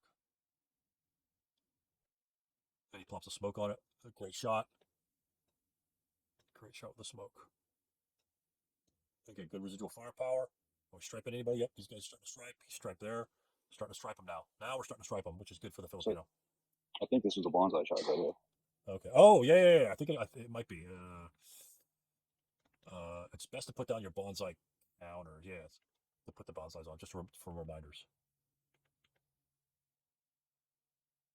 Yeah, it's probably what it looked like. There's another Banzai we're going to visit in another game. And it's not quite exactly the same Banzai as ASL, but it's important to note the distinction between SK Banzai and ASL Banzai, Essential Human Wave. So he gets to run. Oh yeah, I think I was here for this one. He rolls a 12. That was bad. That was bad news for Greg. That's a free point, unfortunately. A good 8 morale unit. And here at this point, we've got a lot of broken units back here. It's unlikely that these guys are going to be able to recover from that. It's just he could just surround you once these guys are broken. The problem is once these guys are broken and the Japanese have reached a position something like this, it makes it very difficult for any of these guys to move this location. These guys are done. These guys are done. This guy can get out, but these two guys can't because this will be reducing the range to our Japanese enemy right here. So any Japanese units that even get close to these guys are going to be screwed. And that's why I said this corner down here is very difficult to manage. Very difficult to manage because you really can't draw a lot of firepower this way because of the hindrances. So he can move to this location, these locations a little more easily than you can actually defend that approach. And so you are defending these, but if you break, that's no man's land. And again, what are we giving up here? We're giving up a point for this building and a point for that building. But how many points are we going to lose by defending that? Possibly 2, 4, 5, 6, 7, 8. So if these guys can route out and get the hell out of Dodge, give them 2, we save 8. If we could, we may not be able to get everyone, but that's where the preservation of force definitely comes into this one. I'm not saying it's easy, but you have to look almost a turn ahead of what this guy can do. That guy gets out. That's a great thing. And then 9-1 breaking really doesn't matter because he can't run anyone anyway. But so here's where the Japanese swivel, and then just finish off the Filipinos down here. This unit here. Where's our leader? Oh, I think our leader's gone. They both died. Oh, Japanese leaders are gone, huh? Okay, it's like yeah, Japanese leader, which is good for the Filipino, but unfortunately most of the Filipinos are broken. But yeah, Japanese leaders are dead. This unit around here is a good thing. There's a situation that comes up later in another scenario, which we'll cover another time. Definitely route your units to the leaders. You don't necessarily have to route them back because why? Because the leaders essentially negate the DM and your morale is raised and the whole 9 yards. It saves you a hex, and every hex matters in this game. Are you 1 hex short from getting off the board, or are you not? Or 1 hex closer to that VP to steal it or engage in close combat. I like the giant stacks of units back here that were pretty decent, but unfortunately the smoke really takes that firepower out of the equation. And this is just essentially finishing the move. He's pinned. Oh my gosh, this guy's even pinned. It's just even worse. It's even worse. Pins are like the worst thing in the world. The 9-1 does rally, so he could possibly maybe get off. I don't know. No, he's going to be engaged in close combat, so he just can't do anything about that. That's unfortunate there. So what was the final score on this one? Eric, do you recall? Should be in the log file if you click through a little bit more. Okay. You can put our numbers in there. Excellent. Because there's a lot of number count here. 49. It looks like 49, 46. Yeah. That's Wow. that's fantastic. That's close. Really close. That's fantastic. 49 to 46. Really close. So again, this is what I did when I reflected upon my game. The Filipino wins by this one route down here. Because he was annihilated. All those guys first of all, you lost them for points. Let's say there were let's just say one squad and half squad were there, and let's say nobody else could route or whatever the case may be. So that's 3 points. So that's you take 3 away from the Japanese, and then you add that to the Americans. So essentially it becomes a 46-49 the opposite way. Just by those 2 units, routing this location, routing here, routing over here, if that was equidistant, routing back here, and then keeping your DM and routing off the board. That one route made a huge difference in this particular game. I don't care what other mistakes were made, smoke here, 9-1 break-in, getting annihilated, everyone got annihilated, doesn't matter. This one route is enough to make a difference in this game. And the Japanese player did a lot of work in this one here. You did a lot of work in this one to get where you got. You scored your points as you needed to. You scored 8 at the end, 8 here, 8 at the end, 5 and 4 in the middle. That's kind of splitting it because this is like 9 points, and he'll score 8, 8, 8, 8, 9. So you scored 8, 8, 9. So that's pretty much even. Or 4. This is a split, and this is you were slightly ahead. So you were slightly ahead in those points there as well. So pretty much the buildings are even most of these scenarios, but it's managing those units, knowing when to bail from here to save maybe because if you saved one more squad, both these buildings are only worth 1 point. So one squad equates to these 2 buildings because you're going to lose those as a Filipino. You're going to lose those 2 points. Do you want to lose 2 more points by having a squad there? I don't know. If it keeps them another turn away from both those points, from both those units, then you have to look at it from the Japanese perspective, right? Let's say I don't gain these 2 buildings until turn 4. That's the break point, right? But I gain those buildings and I kill a squad in the meantime, and I'm a turn late in getting that building. Well, I made up with it with the loss of the squad because the squad's worth 2 points, which makes up for the loss of those 2 buildings you didn't have for an earlier turn. So that's where the Filipino needs to do his number. I don't know how the Japanese gets back here to defend against this. if the Filipinos are here and they just kind of like move back, I mean, what do you do? I mean, it's kind of cheesy, to be honest with you. If the Philippine player were here and the Japanese were not aggressive like they were in this one to take these, the Philippine player just sits back in open ground, shoot me, break me, and I'm off. At that point, it doesn't matter. At that point, you have to do the double break to do casualties. And again, with the Japanese, you still have to cover the open ground. That's where the Banzai really helps, because at least gives you that triple point blank fire shot, and maybe you can engage other units in close combat as well, non-broken units, and wrap it up. Very difficult to kind of roll with. But that's the approach to analyzing these particular scenarios is casualties are high. Even there's one scenario that's very high casualties for the Filipino, but again, it was sort of like this, 46-49. 46-49. You can still, if one of those units routed earlier or something like that, or fired at a stripe, I think, no, you weren't here. It's a different scenario that was here. But we'll cover that next time. That particular instance right there. But again, I mean, your attack, hammered straight down the middle. I mean, very aggressive. Just right at him. You're striping, you're jumping him, you're killing. You just slaughtered literally everything in your path. And it was still a 3-point game. Even with the smoke back here, and he had this giant, essentially fortification of units back here, which is a decent strategy because, it's a lot of points, and he just, if he wants to not play anymore, he just runs. And, it's something you have to think about. But, you got a good break, and that's all it took. 6 morale units are not going to, it doesn't take much. The 1+1, 2+1, 2 even shots can crack an entire stack. And that's what it looked like. Good smoke. Mortars can sit up here, fire into these jungle hexes at -1, 2 -1. That's definitely going to break those 6 morale units. So again, very, very, very vulnerable units. Playing with glass on the 6 morale units. Range is very slow, very low. And if you catch them by themselves in building or woods, then they're considered +1 to their ambush dice roll, where the Japanese have -1. You're definitely going to get ambushed. And he's going to get a free kill. Most likely a free kill on you. So in that case, taking into consideration your nationality distinctions, do we necessarily want to stay in these locations?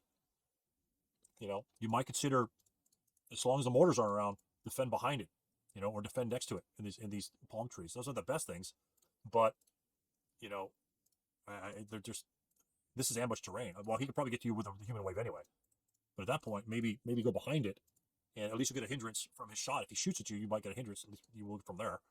And you're still going to be the same +1 as if you were in the building, but there's no ambush potential. There's no ambush potential there. I mean, it's tricky. It's not easy. But again, everyone, you say, hey, that's terrain. I need to get in the building. It's like fighting Germans, right? If you're in the building, he can Panzerfaust you. If you're not in the building, if your wood's next to it, he can't Panzerfaust you. Slightly lower terrain, but he can't pull that Panzerfaust out and hit you with 16. So that's something, in the late war scenarios with the Germans, it's something to consider. Well, as long as they have tanks in SK. If there's tanks involved in SK, that's something you have to consider. And again, at that point, it's a numbers game. Should it be that way? No, I'd be in the buildings too. I mean, let the guys shoot apparently, whatever. I'd certainly defend the buildings. But numerically wise, a lot of guys will see that's like, hey, I can't use my Panzerfaust because that's kind of bullshit. But yeah, that's what it is. But a very, very fun game. Again, very aggressive. And a lot of players, would have quit earlier. Oh, my guys are all eliminated. I'm done. I give up. Well, getting 1 or 2 guys off the board can make a swing. I didn't think it was this close, to be honest with you. But 46-49, that's a great game on both sides. Great game on both sides. And that's why Craig always makes it tough. He really does. Yeah. And that's why I reflect upon this. What could you do? Did you see something that you may have seen that you could have done better? Or we know the one thing Craig could have done is, routed one or 2 guys back over here, and they possibly could have gotten off. That gives himself some outs, right? That's something that he could possibly do. I hate routing at the edges. The edges are just where you do not want to route to. I don't care what game you're playing. You always want to route. If you route in the middle of the map, it's so much better than against the edge, because one unit can really cause you problems at that point. Really cause you problems. But yeah, hell, you still had all your support weapons. I mean, that's a plus. Nothing malfunctioned in those, so at least you did well with that sort of thing. But what were your thoughts on how you played the Japanese before, Eric? Yeah, on last game of the month, I played them, but I thought that was a hard scenario to try to stop all those victory points from getting off. Yeah, it's not easy. It's a little more dicier. It's a little more dicier type of scenario. That's why I kind of like squad level type scenarios.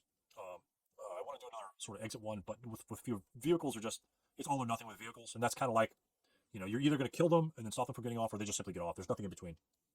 And but that was just more of an exercise of of recognizing the different what you have to stop them. Essentially, what that thing was is Banzai charges, trying to get close combat. It's not gonna be great odds, but yeah. But it turned out to be about half and half in the victories. You know, some guys got hot with the guns and blew them up, and some guys didn't. And you know, I'm not a big fan of those types of you know, if I roll fives and you roll sevens, I win. You know, my hits and the kills. Um, you know, a couple of games I rolled tons of hits but no kills, and which is fine. You know, it's just part of it. But yeah, a little different game. Japanese a little different, right? Because you can move. You are super aggressive, and I think you caught on really easily, really well. That I'm not gonna break. I'm still gonna be right in your face. What are you gonna do about it?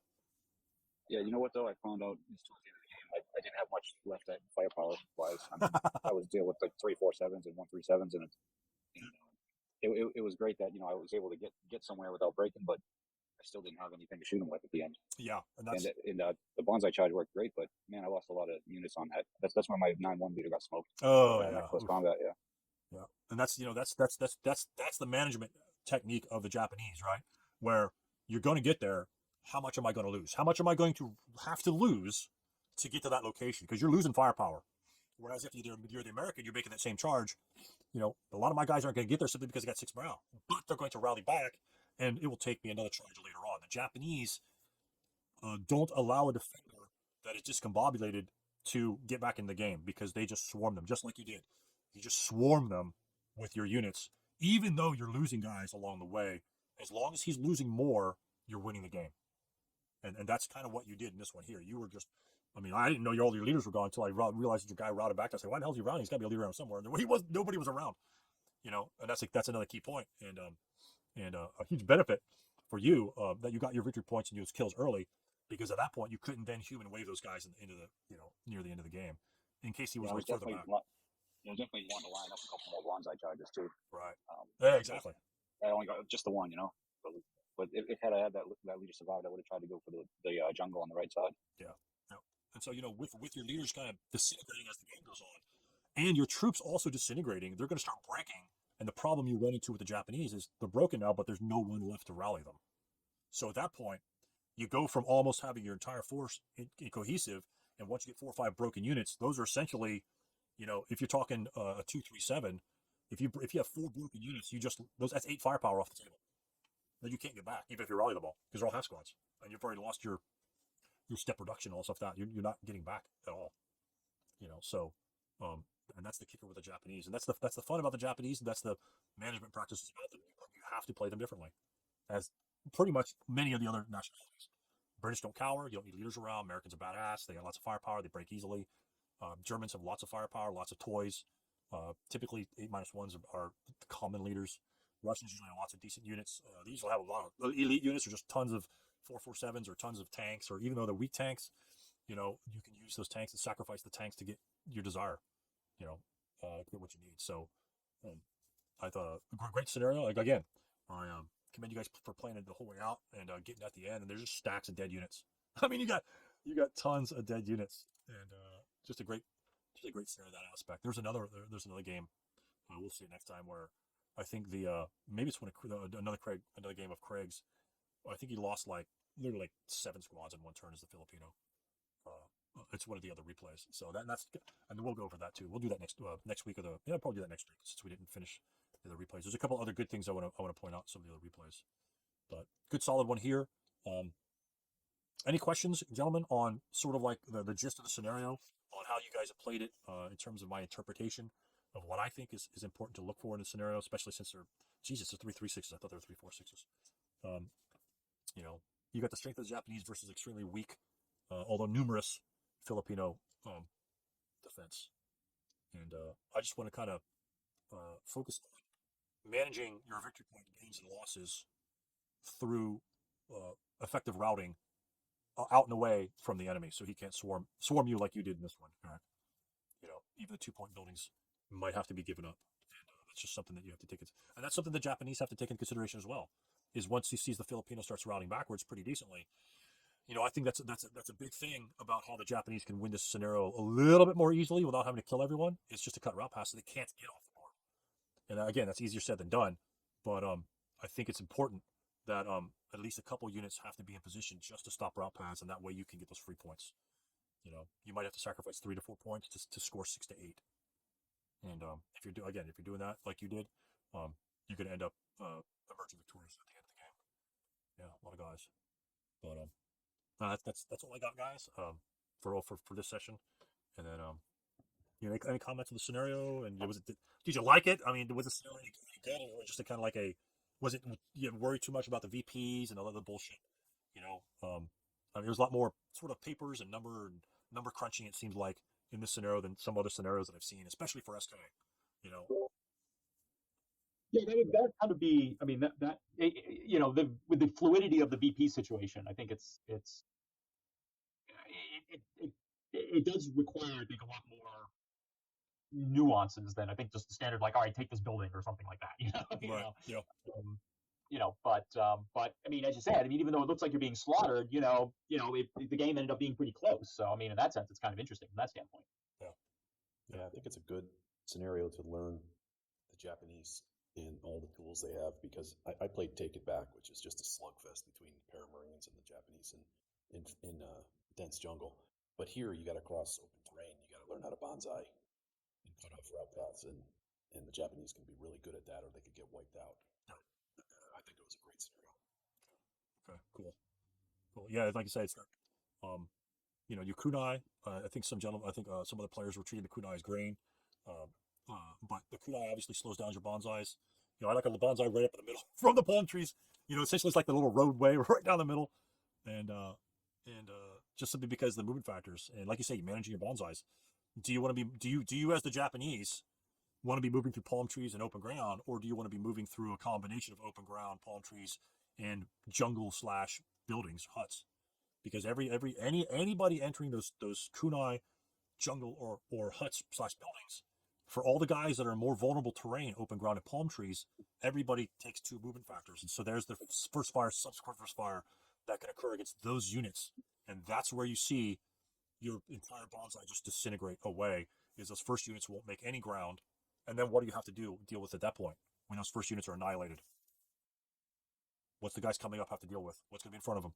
Oh, all the residual that's in front of them. All the residual, which are free attacks.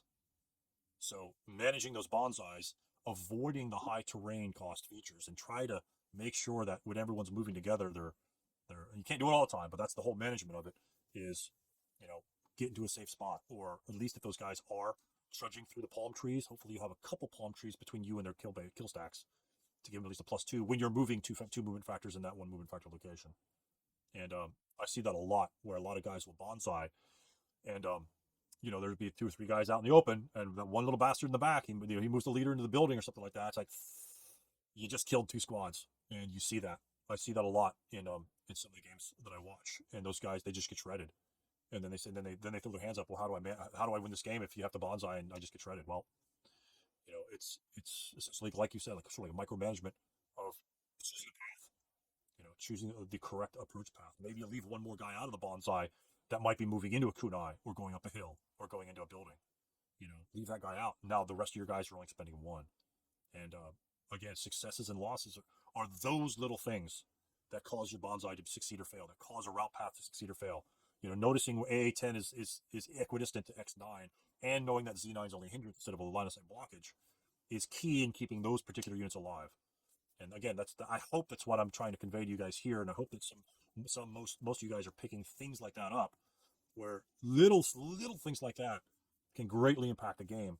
I mean, even though your mortars may have been out of smoke, your everything broke first thing, but that little maneuver and keeping your options open and wrecking, again, that's a tool in your tool chest. If everyone's synced up in the Valzer room, they can see the scenario set up as we have here. Now, you might ask yourselves, why didn't the Japanese player go ahead and conceal his units? Well, to be honest with you, in this one, most of the time it's good to conceal your units, but every single hex of the Japanese players coming on, unless the assault moves on the map, is going to be in line of sight to any unit, even the unit in V8. 2, 3, 4, 5. It's only 5 hindrances to Q1, and so at that point, the only thing you might want to do in certain situations, like if he has elevation, if he's on a hill that could shoot at you with a -2, you might want to go conceal the guys on the off-board map, so he doesn't know exactly where your 9-1 leader is, your mortar, your tank, your flamethrower, or whatever the case may be. That would be the only real reason to conceal them off map. As most of your units are pretty much just 447s, a couple lights here and there. Mediums and mortars are just centralized. And the hindrances are so damn high.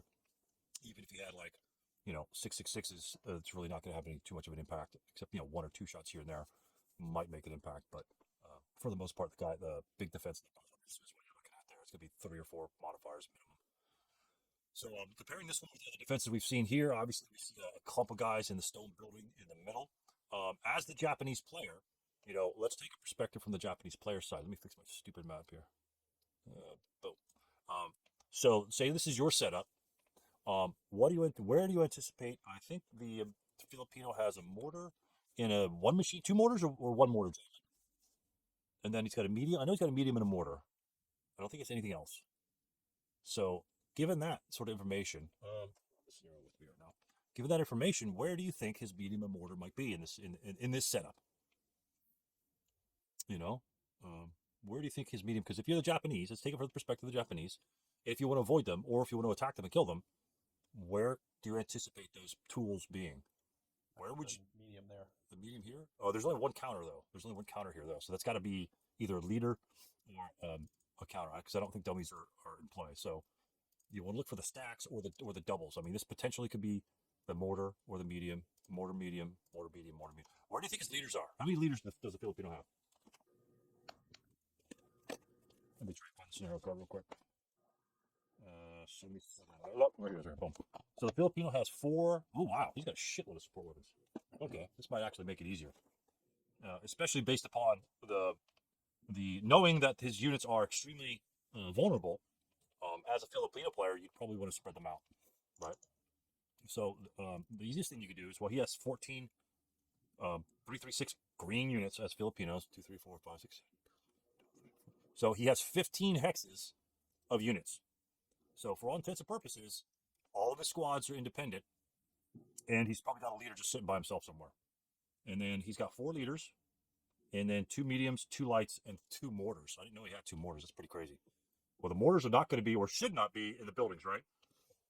So we could probably exclude the mortar in Z5. Probably. I mean, things happen. Probably exclude them back here. I would probably exclude the mortar from this location. Why in Z2? Why would I exclude that? Why would I say the mortar's not there? I don't have to worry about the mortar being there. Matter of fact, I would exclude the mortar from the entire top part of the map. Both mortars have to be on the bottom part of the map. Why? Technically, maybe. A good chance. They must be on the bottom of the map. Why would they need to be on the bottom of the map? Okay. Remember, they're American mortars, minimum range 3, maximum range 45, which you'll never, ever, ever, ever see. So why would it be here? Again, building, right? Could be there, right? You can just move it out, whatever. Because you have to put your concealments in concealment terrain, but you're exiting from off board. So even if you were in Y5, I think you can just gain concealment. So the mortar, I mean, you can actually set up guys here that are concealed because all of the enemies are coming from off board. But since they're in buildings, there's 2 buildings here. Typically you would have to move to fire those. So, essentially the Filipino might be wasting a movement phase to move and fire those units. Why wouldn't it be right there in the jungle? Or I would suspect it would not being there. I may be wrong. I reviewed these last night. I don't even remember when we set up, but I kind of want to go over how to analyze a defender setup, because based on your plan, you got to kind of try and figure out what you're going to be up against and how much you need to throw against that potential enemy in that area. So I don't think there's a mortar there. Why do you guys think there's not a mortar there? I already gave you a clue. Who's he going to fire at? Let's say you take you come up to this part over here, you push all these guys out of the buildings, and you line units up right here. As the Japanese player, are you afraid of a mortar in this location? Minimum range. Yep, minimum range. The only thing he could fire at is that guy. So he's too close to defend that. Now a mortar here might be pretty damn good, because it's a pretty close shot to that. Don't know if it exists or not, but it's pretty close. And he has line of sight to here, plus a mortar here. This is only +1 hindrance, +1 hindrance, and he's got, probably +1 hindrance to the building. So a mortar in Z4 pretty much covers all the terrain that the Japanese player is going to be approaching in. I wouldn't suspect a lot of Japanese jumping in here, simply because of the movement factor costs associated with that. Yeah, you're static a little bit, John. Sorry. No worries. So that's one thing you think. He might have a mortar here and then want to push it into Z4 first up, because the Japanese player's going to be here. He's not going to have any shots. These guys are 336s. There aren't going to be any shots anyway. And a realistic shot, even if he did set up in Z4, is going to be like +5. So you might just assault move over here, give him some more, questions of where they may be. So in that case, if the mortars are not up there, where are the mortars in the bottom? Well, the only thing we see double stacked is this location and this location. This one has a stack of 3 counters, so you might suspect that squad, support weapon, leader. That's typical, right? This might be squad, medium, squad, light, whatever. I would suspect that to be squad light because squad mediums people usually throw with their leaders. For good measure. Because if you get a rate of fire, you don't want to cower. You want that leader directing the fire, even if he's a 7-0 leader, simply because the potential of multiple shots. And why are multiple shots important in this scenario? I mean, in every scenario they're important, but in this one even more so. Why do we need more shots off? Well, to damage the enemy, right? We want to strike these guys as soon as possible. So, with this frontal defense, the Japanese player might be thinking, especially down here at the bottom, I would think this is going to be a tough fight. I have to win this in close combat. I'm not going to win that any other way. I've got to get up at these guys' face down here and force close combat. That might mean I might need to do or maybe avoid for that matter, because there's so many of them, a Banzai charge on the bottom, simply because we know practically every single one of those counters is going to be a 3-3-6. If we move a unit into U9 in a Banzai charge, this guy gets to fire twice, this guy gets to fire twice, and this guy gets to fire twice at him, most likely. So you could potentially take 6 shots trying to get to these units. Here's not quite as bad, a little more centralized, a little more hindrances maybe here or there, but human waving down here is problematic until you start seeing what's going on, until you can break a couple units. And I think the Japanese can wait. Why can the Japanese wait? Because their enemies got 6 morale. You don't have to do the human wave all the time, but pick and choose where you want to go. So I'm just trying to take a look at where his mortars might be. Mediums, again, his medium could be down here. This could be a medium. Could be a medium over here, waiting for point blank close range shots. Could be a medium here because that's to reach out and touch someone. Over here, the LMG moves just as far, but the medium,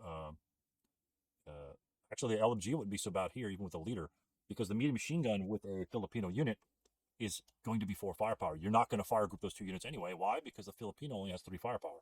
So at a 1, 2, 3, he's going to add 1 firepower to your 4 firepower medium machine gun. So your squad in this game is not going to add anything to the medium's firepower. But a light machine gun, right? No, it won't even do anything to light machine gun either. So interestingly enough, the machine guns for long range of the Filipinos, at least for one squad, you'll be wasting your firepower. They're going to be independently fired, which causes a problem. What problem does that cause? If you adding the firepower of your squad to your support weapon at range, if you think that's going to make a difference, and say, I'll just save it for later. So he fires the machine gun, you fire, your 7-0 directs it, it doesn't get ready to fire, and then your 3-3-7 wants to fire somewhere else, or maybe you want to fire your 3-3-7 first and save your leader for your LMG. What problems does that present? Cowering, right? If he cowers first before your leader directs that LMG fire or medium machine gun fire, you're kind of gonzo. You're final fire marker, and you're done. You're done for the day, and that's not good, especially with lots of Japanese units charging you. Now, one thing to note, if you take a look on the left-hand side, the Japanese player put mediums with full squads. Again, we discussed that before. Could be a mistake. Doesn't really matter to me. You could put flamethrowers with conscripts. I don't really care. That's your choice. You just have to know what you're getting into. Breakdown will be 10 on these mediums. But again, if these things get in close, and if the Filipinos stick around, that's going to be 8 firepower, 2 hex range, 16 point blank from 1 unit. Pretty powerful. The mortars are good. Your mortars going to be moving slower. So, and this game is a very short game. You need to move to engage. This actually might be to be honest with you, it might be a decent way to deal with the medium machine guns. And if they malfunction, you could just drop them. And if you've got a leader with the mortars, which the Japanese player does not, if you have a leader with the mortars, they'll get to move normal movement. Actually, they'll get to move 6 because the leader can help carry the mortar. And then when the mediums get damaged or malfunction, then you can have stragglers, 3-4-7s that are in the game, or other 4-4-7s that are going to be in the area. Can pick it up or something like that, just so the Filipinos can't get it and just destroy it. But anyway, setup analysis on the defender side. Try to figure out where he might be putting his toys and where the greatest resistance would be. So we just look like we have a lot to float up top of the Japanese. It looks like a probing force, a small flanking force, and then the main force. Wow, cut down the middle too. I get really about equal size, to be honest with you. 3 top, 3.5, 3-4 bottom. So, all right. Any questions on the setup? Any other comments, you guys? Any other perceptions you might see that I may have not touched upon or missed or something like that? I'm not too concerned about what the strength of the leaders are. Most of these leaders are about the same, 9-1, 8-0, 7-0.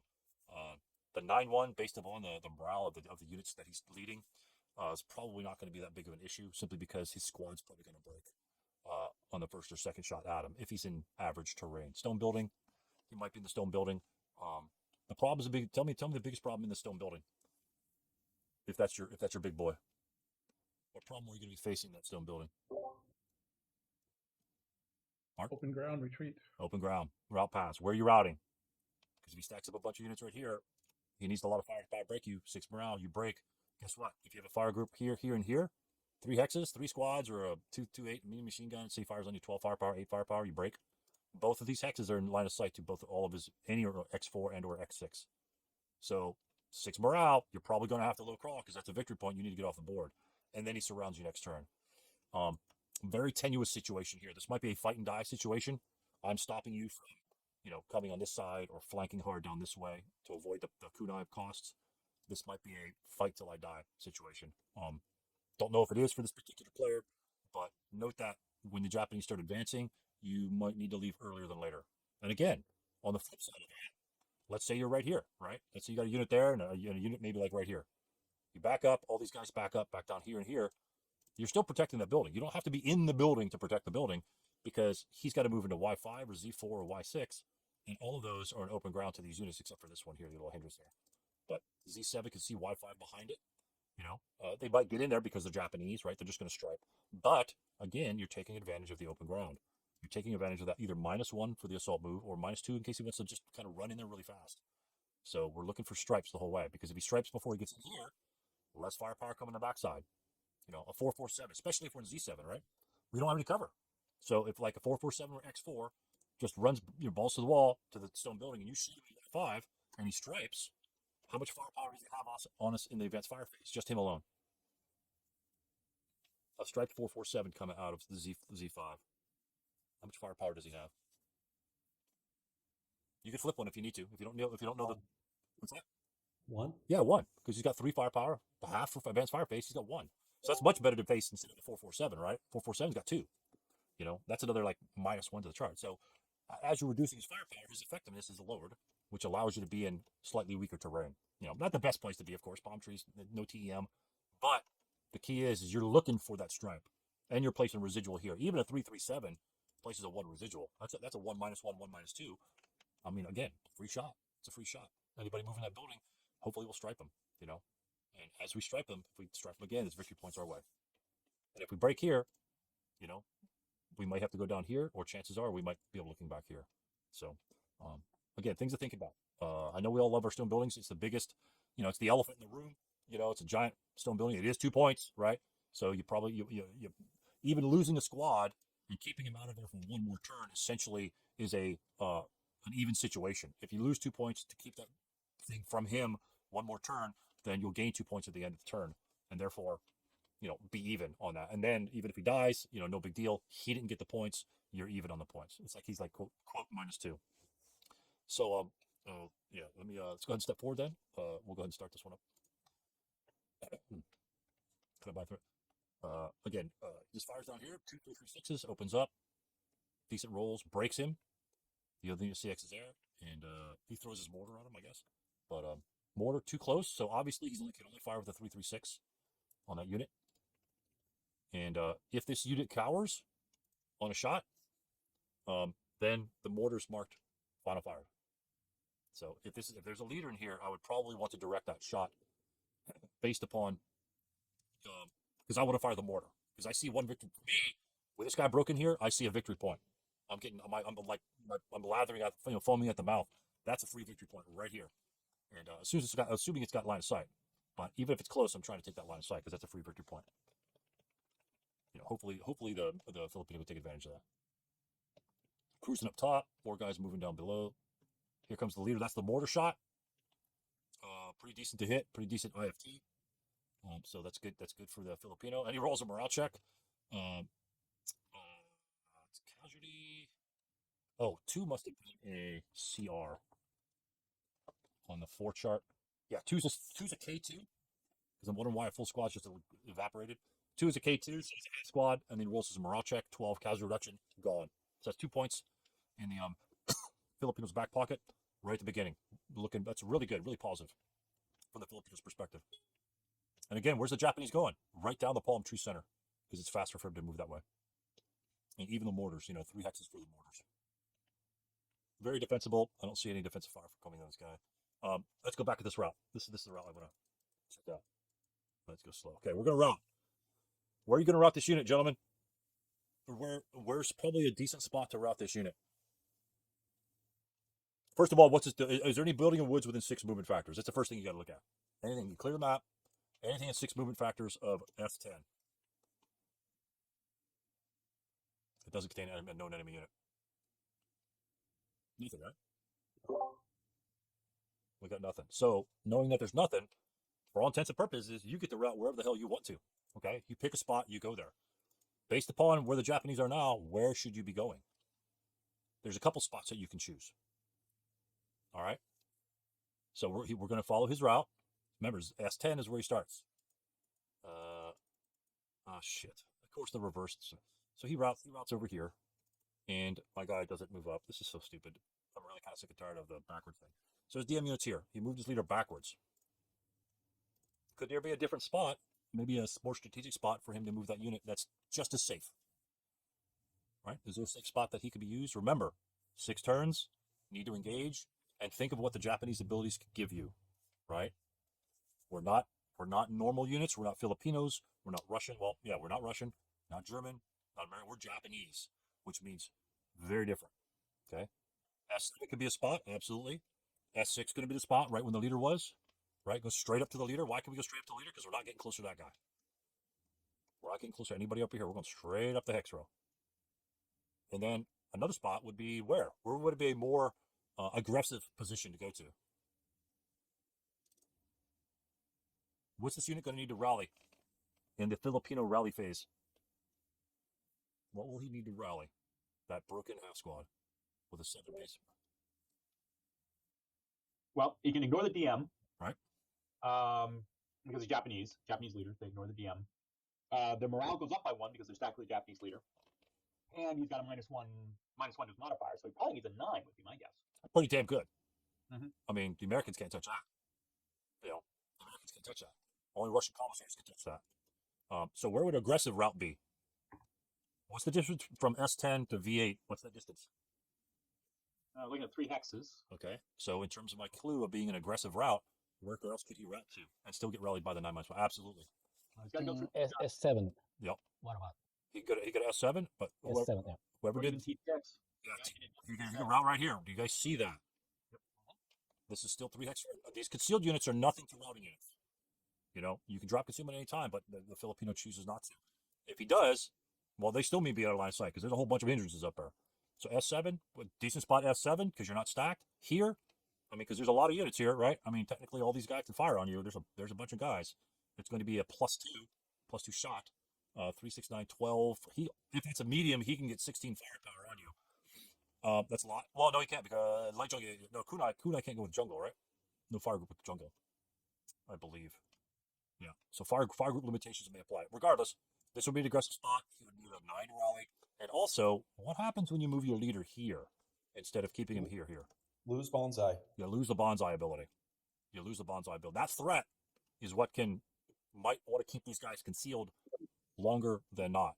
Now, since there's no Banzai threat this turn, for me, I might want to open up on these guys. Well, these guys are obviously going to open up or move or something. But there's no Banzai threat at the beginning of the Japanese player turn. And that threat is very real. Very real. Because he'll have a defensive fire shot unless you skulk away. If he breaks this unit here or any key unit, he may just go balls to the wall because he's going to have 4 units. He can Banzai by himself. He can Banzai with 1 unit. It's all in the Japanese player's court at that point. But that potential is you just lost that, and you don't really need to route back, right? If you're safe, remember, my philosophy is if you could safely guard that DM unit or have him in a position further up front, every hex counts. Every hex counts. That's 1 less movement factor you have to worry about. And 6 turns, pretty short. For all intents and purposes, you move 2 hexes. Everybody else is 4 hexes on the board, and your leader's way in the back. So things to consider. If you want to keep your leader super safe and you want to plan for a turn 4 Banzai, no problems in doing this. Very much more conservative, keeping your leader alive. He's the only leader on the bottom. I think you only have 2. Good Lord. Yeah, you only have 2. So the Japanese force is you got to make sure you keep those guys alive. So that might be something that the Japanese player consider. No problem there. It's very important to keep your leaders alive because they die quickly. That's just the difference between forcing like an aggressive stance. And again, just like we covered in the beginning, he does have a lot of units down there. Do you want him? Are you going to Banzai? Unlikely, but bluffs sometimes work. Say, hey, how much firepower? How many morale checks do you think I would take if I Banzai'd into so and so? And just plant the seed in the guy's head. So unfortunately, the big mortar mouths. Wow, thanks. There's gacking some rolls here. Now remember, in the PTO, there are fire group restrictions, and unless I'm mistaken, Kunai kind of screws you in your fire group restrictions with the other units, like jungle and stuff like that. Let me double check that real quick. And that's the biggest thing that I always, again, when I play Japanese or when I play the PTO, you're almost fighting the terrain as much as you're fighting the enemy in terms of coordinating attack, rally positions, movement, things like that, because it's pretty treacherous to move around. Pretty treacherous. Let me see what their fire group thing is. Miscellaneous. Triple point. Nah, it's not going to be. PTO, it's right here. It is. Dense jungle, recovery, ambush. I don't know if it has it here. Can I? Is there a fire group restriction in SK? Yeah, there is. Got I to know be. there is. I can find it. I don't see it. I don't see it in the thingy. I see I know I think Kunai. it's kunai jungle, but I just don't remember where it was at in the book. Oh, here it is, right here. Gotcha. Yeah. Top of 31, very first sentence paragraph. Unit in dense jungle, so light jungle is fine. Kunai or bamboo may not participate in multi-hex fire group if another unit in that fire group occupies some other dense jungle, kunai, or bamboo hex. So the fire group here, if we had a unit here, and a one unit in kunai, one of the guys in kunais would have to drop off, and that would be a fire group. So we could only join 3 units in a fire group. One of the kunai guys couldn't join us because that would be involving a fire group with another kunai or bamboo. So dense jungle it is, okay? Oh, another unit. Oh, in that fire group. Okay. Yep. Yeah, even though he's adjacent to the guy in light jungle, the kunai guys are in the same fire group. Even if they were right next to one another, like U9, V9, no fire group. Right. That's tall, thick grass, and I love kunai simply because I don't know why. 2 movement factors, it slows enemies down, and it's more of a defensible terrain than offensible terrain, because he's probably going to try to avoid it and move around it more so. And again, the palm tree path, decent path. It is directly for a 2 victory point location, but the kunai helps slow down Banzais and gives you double attacks when he moves into them. So you get 2 shots. Palm trees, 1 shot, and you're done. So if you roll your 10, and he's got that 8 morale, bullets going to start bouncing off the Japanese player's chest. So that's what we're looking at there. So interesting note. He does move a unit down here. Gutsy, very gutsy for the Filipino player. That's all I have to say. I mean, if that's his choice to attack that's fine. That looks like a juicy spot. If he assault moved there and jumped in close combat, he has an advantage. -1, and they're stealthy, but who cares? He's got a -1 on it, and he does have a 3-2. So it's a good aggressive call down here. Unfortunately, it goes the other way for the Filipino player, or fortunately if you're rooting for the Japanese side. So he's doing a shuffle game right here in the middle. Always good to do, even if they're the same squads, because he's going to know one of those guys is probably a leader, maybe. So shuffle it up around, even if it's not a leader, make him start thinking. If you just kind of act like they're from the squads and there are full squads all the time, that's what concealment's all about. Is there a guy here, like a giant stack like here? Move a guy into that stack, right, and then split them up. So does if he thinks there's a medium machine gun in this location or light, move him in there. Move 3 3 things one way, 3 things another way, or something like that. So move it up, keep him guessing. And there is a mortar there. See, he did have mortar up here. He's punching it back here. Not bad. So he gives him some distance, so he can fire over that way and fire down this way. So that's something he did plan for apparently. Is put the mortar up top and move back. Turn the mortar again, knowing that the Japanese are not going to be right in front of his face. He's got time to maneuver. We do have an MMG malfunction. Looks like now if that was an 11, that malfunction of that machine gun would have destroyed it because of the non-qualified use of that particular weapon. But that's okay, no big deal. Japanese take a while to get used to. Get used to the striping. Cruise the mediums is the first thing I come off of. But if this is your first or second or third, it's easy to forget. Especially if you play a lot of Euro games. So it's very, very easy to forget. So I like this move here. 2-3-7 moves here just to DM this unit. Very good. And then he moves up to here. Keep this guy DM. Hard to rally. Essentially keeps that unit out for another turn. Good solid move. Things you should always look at. The terrain here, T9 and U10 are exactly the same. He actually can take a shot from the stack here, but it's worth the risk to DM that unit, keep him out. And unfortunately, he does get popped. Moving up in the middle. Guys are breaking. Wow, the Japanese players really taking kind of a beating, to be honest with you, early. But final fire, look at all these final fires. When you see the final fires on the Filipinos, what are you thinking as the Japanese player? Or what could you be thinking? I'm not saying you should, but what could you take into consideration when you see final fires on his entire front line? Final protective fires. Right. So what does that? They can take morale checks. Right. So you could be a little bit more aggressive and get right up in front of him and tempt him with a shot. Right. Are you going to take a shot if this 4479 -1 moves here? Are you going to final protective fire from this 336? I don't know. You know, that's based upon what you think what is important. Is it important to maybe kill his leader? It might be. You know, if you think you're losing the side over here, it might be important to take that leader out. You know, is he moving to this unit here? You know, it might be important to try and kill that leader. It depends on you. But knowing the Japanese player, if you move up on these units adjacent to them, you are also going to possibly subject yourself to fire. But essentially, it's generating a morale check on those units. So it's like your advanced fire is happening in your movement phase, except for you could break from it. Right? But 6 morale, I would tempt those guys almost at every opportunity, except never with a leader, only with squads, even full squads. I would say, even if this is open ground, I would probably move there. I would take a 2-2 2 shot in open ground. You know, depending on the situation. Obviously, my last squad, I can do that. But I would tempt him there because if he breaks, you know, easy to do. You know, it might tempt because if he rolls a 7 on the 2, that's still going to be a morale check. I would take that as the Filipino. You know, you're going to break, and he might actually break with a 7. You know, if it takes you a 5 to get an effect, because he's like, say, he's in a stone building or wooden building or like that, moving, you probably don't want to make that roll. But if your 7 gets a morale check, you know, you're slightly at a disadvantage there. I mean, the choice is yours. You know, the decision is always up to you. But it might be worth it. Plus, what do you get to do when you break? What do you avoid if you don't fire on him? What do you avoid if you fire on him and break against the Japanese player? Again, know your enemy. Close combat. Because even if you do get a morale check on a full squad, what's going to happen? If he fails, you know, I rolled 10, whatever, who cares? He stripes. Still a first line. Hopefully he doesn't ELR. Still a first line entering you in close combat. Ambush occurs. You're in jungle. Your jungle and stealthiness cancel one another. He's green, which counts against him. So that negates the ambushing and jungle modifier. So you're actually up on him, even though he striped you. So you're going to die in close combat because he's going hand to hand. If he ambushes you, you definitely are going to die. You know, what is that? What do we have to kill? Hand-to-hand close combat with a -1 because we're Japanese. That's an 8 for a CR, a 7 for a straight kill. I would much rather roll a 7 as the Filipino player, have potential to stripe him, break, and get the hell out of there. 2, 4, 6. You know, 2, 4, 6 to lead him. Well, it's his turn, so 2, 4 here. You know, he's going to fire up on you again, but then you just continue to route. That's why I would probably go over the building.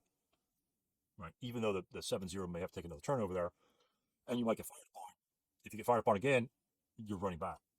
In this game, being broken as the Filipinos, we covered last time extensively, not such a bad thing because it just helps you. You might lose this building 1 turn early, but your shot might lead to the potential of another victory point. If you stripe him, and then he advances in there, and let's say this guy stripes him, you know, for whatever reason, or you know, this guy right here, right next to him, it's 8 firepower coming on.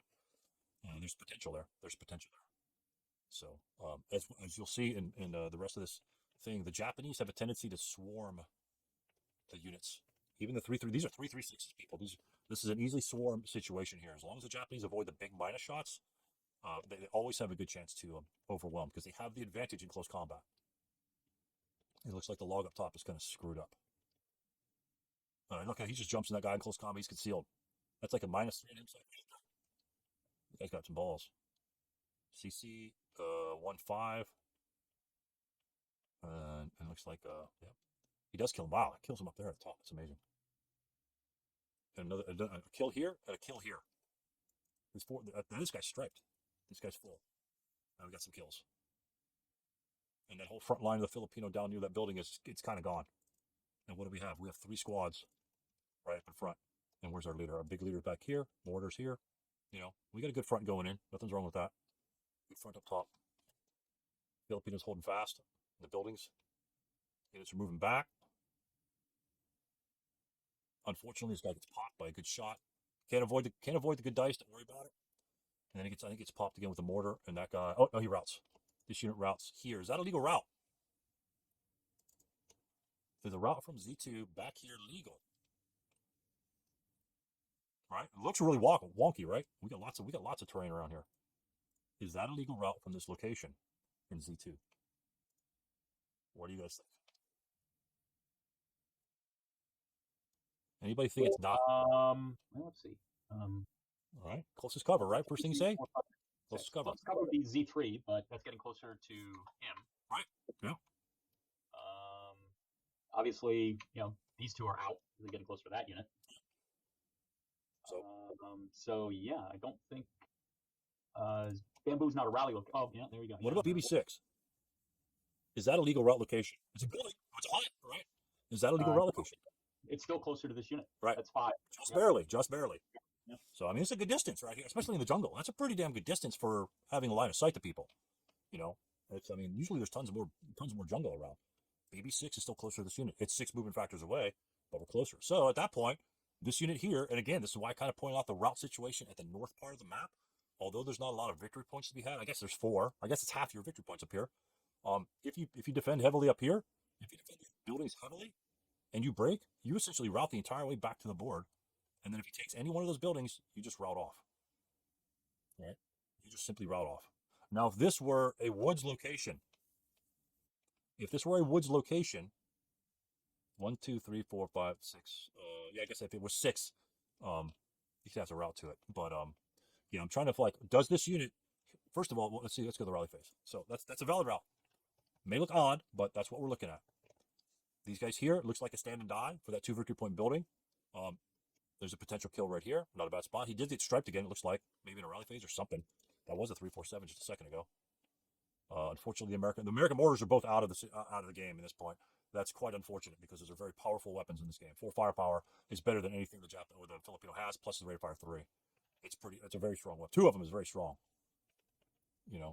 Here's a human wave. It'll blink back and forth. They're kind of popping all over the place. What I think they did here is they did a human wave and they said, oh no, you can't do it that way, and then they backed it up, and then you'll see the units back up a little bit, and then I think they do it properly. It'll kind of glitch again, like the 4-4-7's kind of glitch. So he has to choose a target. They're moving towards the target. The human wave in SK is a little more basic and simpler than a human wave or Banzai charge in ASL, but they're very, very, very similar. So unit engaged, it moves there. That's possible. And I think the replay glitched. These units are like right in front because they still have to participate, or they should be. You'll see some residuals come down. So he's firing at something there, and all of a sudden the leader pops in there. So I think that's just a glitch of the replay. But they changed up the human wave. Players making sure they want to kind of get things right. And one guy says, it doesn't really look right to me. And then they kind of go back because they're chilling. They just want to play the game, and it looks pretty clean, even with the file screwing up. That looks like a clean human wave to me. Pretty gutsy. I mean, there's lots of units there. I mean, there's a unit here, minus shots, and this guy right here. So, more power to him.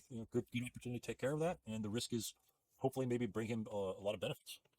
So, now I'm not sure. I see some infantry fire table shot. Okay, these guys are still moving. Okay. So we'll go here. Line of fires. Those guys get pinned. That's pretty advanced fires. Unfortunately, he gets the end, and that building is pretty grim. Top CC, middle CC, both. Look at this. Japanese human wave does this to you people, especially if you're green. That entire sector is gone. 1 player turn. Everything's gone up there. Now look at the 9-1. Where are we with the 9-1 in this situation? What are we staring at? The 9-1. We got a stack of dudes right here. Oh, we got a crap load of dudes right here. I don't think the leader has the medium, so that's kind of a mistake.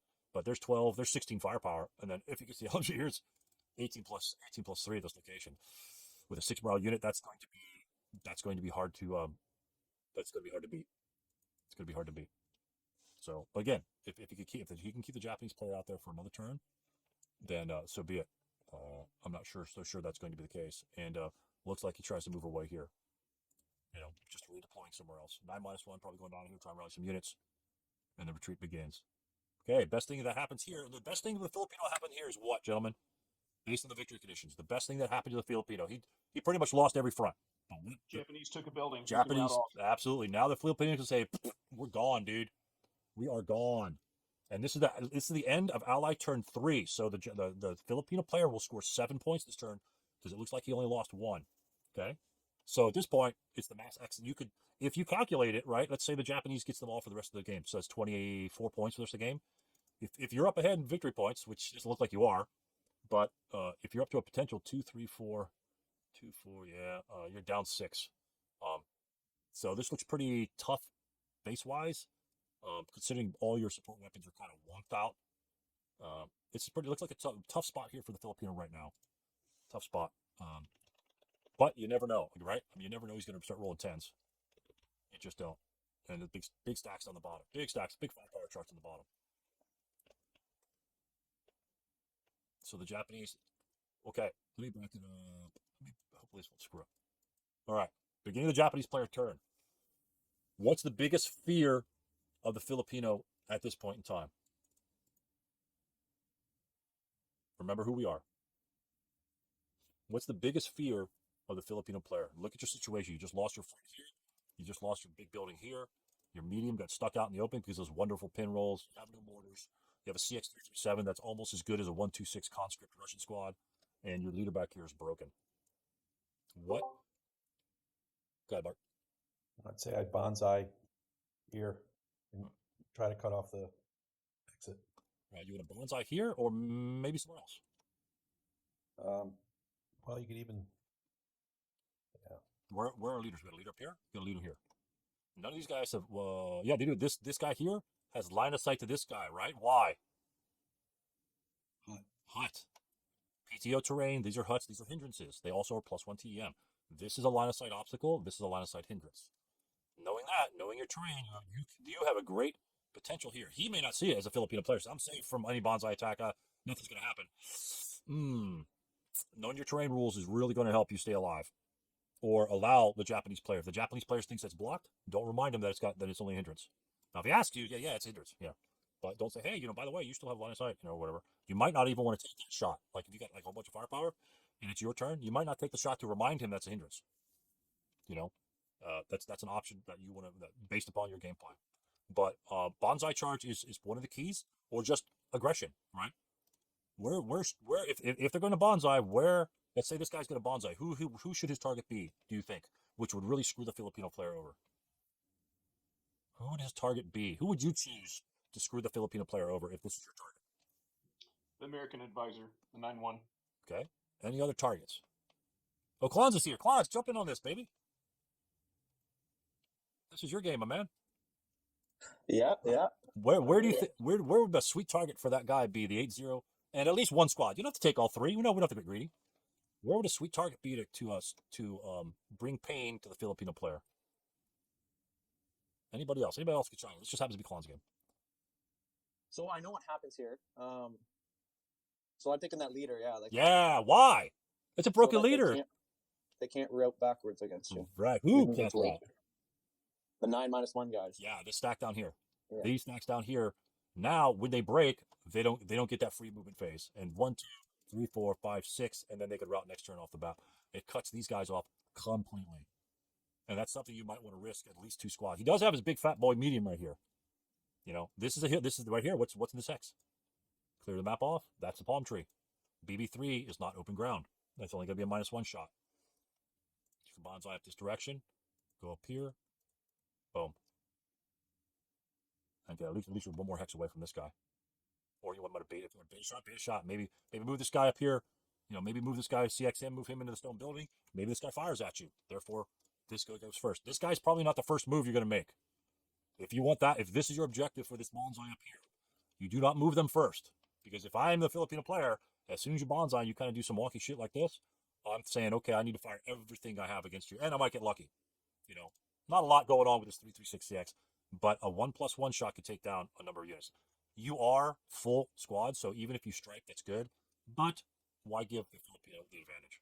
So maybe bait him out, throw a guy here, maybe smoke him if you have smoke. No, there's no smoke from these guys. You do have white phosphorus. You could try some white phosphorus. I'm not sure. White phosphorus. Yeah. This guy, you can white phosphorus this guy a couple times, because they're not charging him. That's not going to happen. Bait him with this guy here. But yeah, a stack of Japanese dudes over here, and then the next turn coming over here spells doom for the Filipino. It just spells doom. So this is, again, these are things you need to look and see. It's like you don't necessarily have to keep pushing, because the Filipino actually wants to route away. He's got his points. If he can get a couple more casualty victory points, get off the board, go home for Christmas. He's fine. He's fine with that. if you did get to here, then these units can't go to C10 because that would be closer. Right. So they would be stuck in their route. Right. Yeah, this might be that might be bad news. Might be bad news. And the Japanese player does have a decent force here.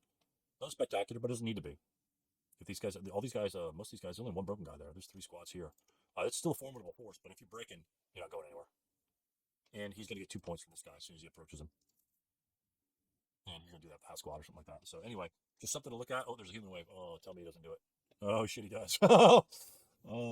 So he human waves first, and he spreads them out. This is a -1 shot here again. Because the Japanese can stripe, maybe he didn't really care about it.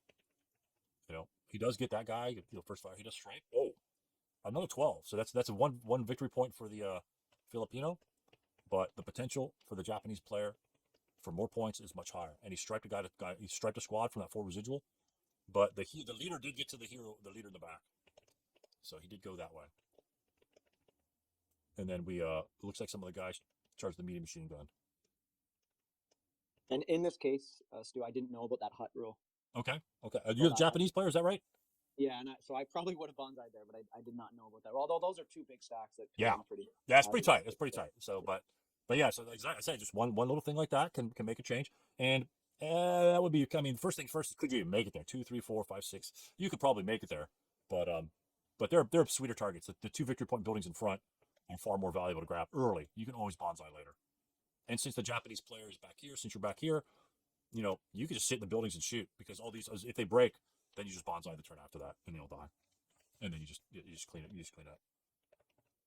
Very aggressive on the top. Look at that. The guy goes there. Every single one of those positions was attacked. And the medium machine gun, to his dismay, has to route down to the bottom. Why? Because he can see the leader behind him. And these guys, he can't route this direction. He's got to go straight down. So that's to be honest with you, that seemed to be a great place to defend, but it just ended up being a death trap or it got units stuck there for some reason. So it's pretty rough. And again, the Japanese play in close combat, not to be trifled with. These guys are broken. He removed his 2 hexes. I think it's just a move. Is that a move? Yeah, these guys are just a move. These guys are good order. 2 leaders in there. Oh yeah, got it. Yeah, this is when he just took off and ran. Yeah. I literally had no choice. I could not stop it. Yeah. And once he's broken here, then he can route, because now, how many hexes have we got? 1, 2, 3, 4, 5, 6. So 1, 2, 3, 4, 5, 6. So this unit can get to this location. And I think he can get to here too, right? 1, 2, 3. Yep, 6 hexes. So this unit now, once he reaches this location, is free and clear to get off the board. Well, if he can move it in movement factors. But good attempt in cutting these guys off and slowing them down. Really good attempt. Very aggressive. That's what you need to see as the Japanese player. Moments of opportunity. Now, did he charge? Even if you did see that on the bottom, Clons, a lot of people like to charge. Hey, in the Japanese, I could charge that. You're just about 3, 3, 6s. You're going to be taking a lot of firepower. You're going to be striping, you're going to be half squadding, and then, that 137 is the half. No, that must be a 237 is a half squad or something like that. Oh, that's a second line unit. That's why. So at that point, you don't really want to just throw victory points at him, which he's going to get a couple. He might get lucky in close combat as well. This is far more valuable. You're going to get this building, that building, which is 4, which for all intents and purposes is 2 dead squads, and then another 2, and then another 1. So far more victory points, and you could also Banzai later on, because again he's dipped, and these guys are just all dead. Those are just free points. That's just a cleanup. Oh, you just count out the points at that point. I'll say. Axis turn 5. Yeah, we just added up the points, and there was. Now, did you just because you could just go here and then one guy here. You guys figured out you just surround these guys. Yeah. Yeah, yeah. We basically we just did the math and saying, assuming they're dead, assuming I get all the buildings for the next 2 turns. Yeah. Added all the points up, and I think he won by 2 or something like that. Right. Now the Filipino won by 2. Yeah. Oh my gosh! Really? Even all Yeah, that? Oh, I think because he it's- exited. yeah. Oh, because he They exited. sent them off. Yeah, absolutely. Exited them off.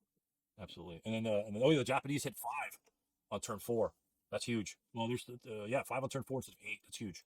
So big difference in the buildings there. And again, there's no Filipino on the map, people. There's not one Filipino counter on the map, and he got annihilated. Although I really like the defense up here and the idea of a mortar here and scooting back. He lost a mortar very early and another mortar here very early. These are the powerful pieces in the game, and he still pulls off a victory. Klons was very aggressive with his Japanese. He did what he needed to get done, right? I mean, I love this up top. This is exactly what I like to see. Is opportunity knocks, you need to open the door and tip the pizza guy. Keep it going, and it'll turn out really good. Usually these guys, he only lost 3 squads. He got the other guys off. Yeah, it is what it is. A very close game. 45-40. Let's see, is it 45-42? Is that right? I just see Sox Yeah. with this. Yeah, Sox is Yeah, 45. 45. Yeah, 45-42. That's a squad and a half. That's a squad and a half difference in a game like this. So, and again, the defense was different from the other games. Very exciting game to watch this one. Lots of things happened. Here. Now let's switch over to the last game that we'll review. Any other questions on this one, gentlemen? Any things you saw? I don't understand Banzai do. What the hell's going on? I saw the dice rolls. It looks like he was rolling 7s. Why? How's that killing anything in close combat? Stuff like that. Remember, when they go to close combat, we can go to hand to hand. And hand to hand will generate the next lower numbers, the red numbers. It pretty much hand to hand increases your kill chance by 2 numbers. So instead of a 5 for 1-to-1, you're a 7. And first line Japanese units get a -1 on top of that. I'm pretty sure. I hope that's the same thing with that. So that's a CR. So an 8 in close combat is for CR is pretty strong, and a 7 for a kill, pretty strong. They get there's no ambush, right? Not in the palms, right? But you do get stealthy, right? The stealthy in the building wars. Yeah. So that's why even like jumping on a 4-3 was winning, because I would get like first kill and they couldn't even defend. So. Right. So and that's one thing the Filipino might consider. Don't stay in the damn jungle, even if it's +1 TEM. Again, if you break, you really don't care. If you defend behind the jungle, if he gets up in front of you and jumps in close combat, there's no ambush. He's not going to ambush you to get that extra -1. Because if he ambushes you in the jungle or the building, there's -1 for his normalness because he's badass Japanese, and then -1 for close combat. That means he needs a 9 for casual erection. You're not surviving too long in that sort of situation. You better hope you get your kill first roll out, because you're not getting a second chance most likely. And in this game, oddly enough, it's okay to break. Maybe not too early, but it's okay to break from turn 3 on, because you could route away and you can move faster. Well, typically, as long as the heroes, if you could pop the leaders, and that's what the Filipino might do. They might go balls to the wall to kill or wound the leaders to minimize the leader's movement potential. A wounded leader may still conduct a Banzai charge. He's just only going 3 movement factors. So when the rest of his guys are charging 6 to 8 movement factors, the hero's lagging behind. So next turn, he probably won't be able to get the Banzai again, most likely. Somebody else could come up to him in the movement phase and he could set those guys off next turn. But with the vulnerabilities of the Japanese leaders, especially early, especially if you got some sort of flanking force appear, he predicted the 9-1 most of the game. Khan predicted the 9-1 most of the game. The 8-0, if you take a shot, first of all, he's 8 morale, easy to kill. And if you make him call his morale check and he fails his morale check, he rolls a wound, because the Japanese leader died really fast. And if you take this potential away, the Banzai charge right there, that could make a difference. That could make a difference in a game. 3 points, perhaps, maybe not, but it will make a difference in his offensive capabilities. So, very interesting game, especially with the Filipino losing both of his main weapons. Again, you lose your big toys. Who cares? Keep playing, man. You got to keep playing. You got to keep fighting. Okay, I don't have my mortar, so what? I got to win with what I don't have. And keep going. And look what happens. The Filipino actually managed. I actually thought the Filipinos were going to lose this one here. So, but as it turned out, it was the other way around. So, very close game, very exciting. What are your thoughts on the game, Klons, after when you first saw it and after you finished the game? So this is the very first time I ever played PTO.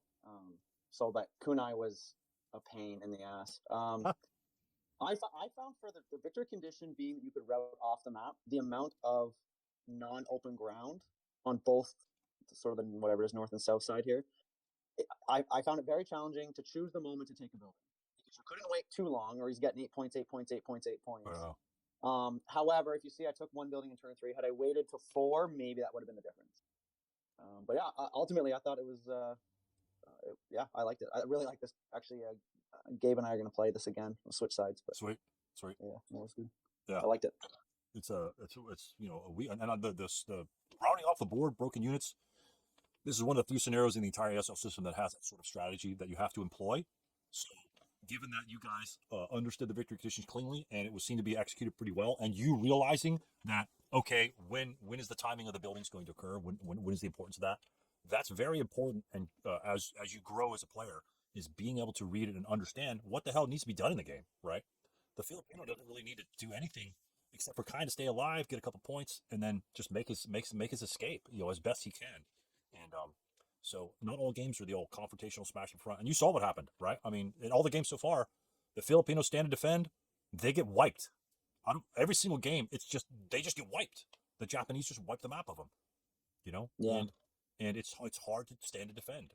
You've got to pick and choose, and you got to know what you can do. And knowing your route piles is good. Everyone routed here really well. Although, like I said, the Japanese really don't route that often, but the Filipino does a lot in this one here. And you know, knowing that he could route way back here, where the 8-0 is, you know, this is good. This is good ASL play. You know, identifying those. Some guys may have routed here or over here or wherever. I mean, but it's good ASL play and stuff like that. All right, let's jump to the next one. This will be the final game. This will be Alexei and Fedor.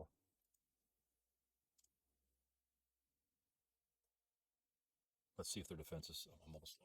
All right, I'm loaded right now.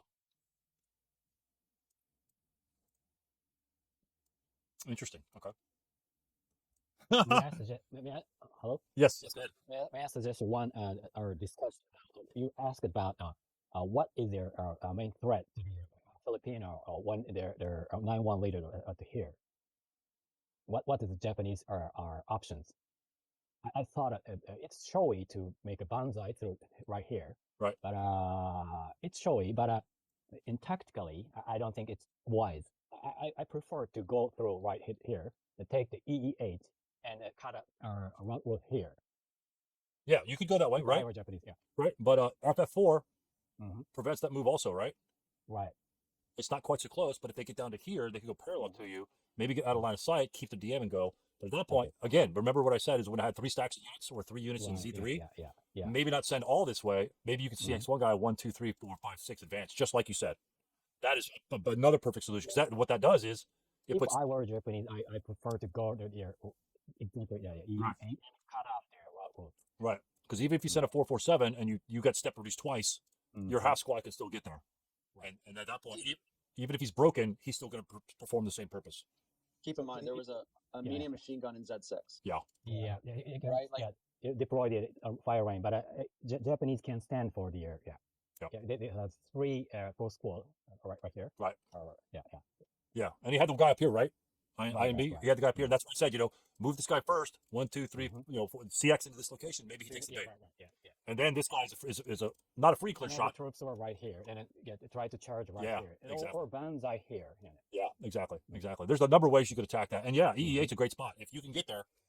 And then there's a guy here that can get there at least at the end of the turn. 1, 2, 3, 4, 5, 6, and then advance phase. Advance, yeah. This is also, I know this is the hand side, but if I were a Japanese, I prefer to do that option. Right. Yeah, no, I actually to help support. I wasn't thinking in that moment about blocking that route back. So definitely, that's good advice for sure. Thank you.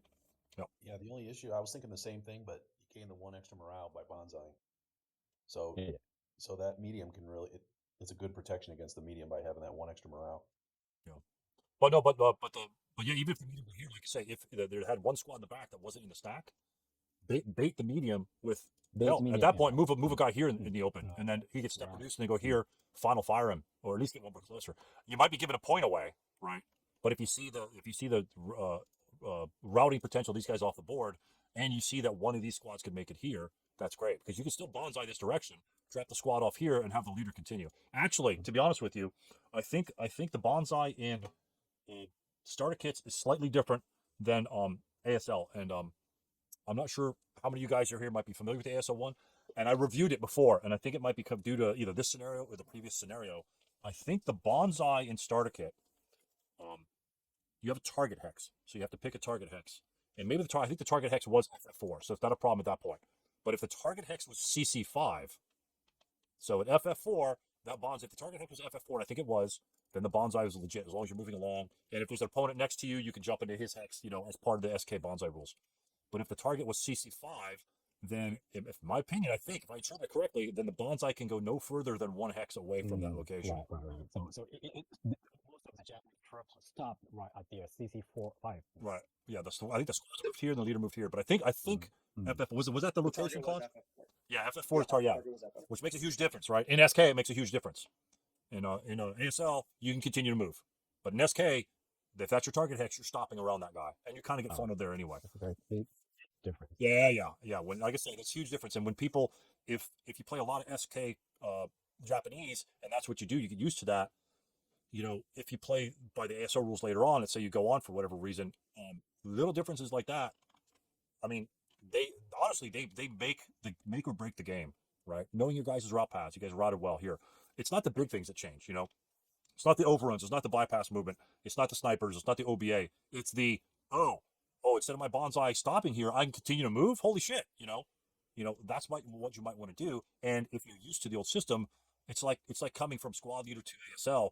A lot of the old players still remember old squad leader rules and say, well, it's not a rule. You know, I mean, 30 years ago, they still think these rules still exist, and because they're kind of semi-obscure, immobilization repair is one of them. I mean, I know a half a dozen ASLers that would love to have an immobilization repair for their squads or their crews jumping out of their tanks and fixing their tanks. It's like a snake eyes, but I mean, you get to repair your tank and start that sucker back up. But ASL, they got rid of it, and so, but that rule always just kind of floats out there. But yeah, E8's a great one. Yeah, I didn't see it. E8's a great one, and you can get there. I think it's feasible to get there, and plus, you might want to. It might bait a shot out from AA9, seeing that happening, especially if it's a half squad. This guy's probably got to fire 8+1 or 8+2 over there, and even if he breaks, who cares? Route. You're still there. You know, you still get there, even if he breaks you in DD6, because you could route to here and route to here. You're not getting closer to either one of these units. One reason that I picked the EA is Filipino earn a lot of CVP by exiting this unit. Yeah, absolutely. Yeah, EA can count their route road.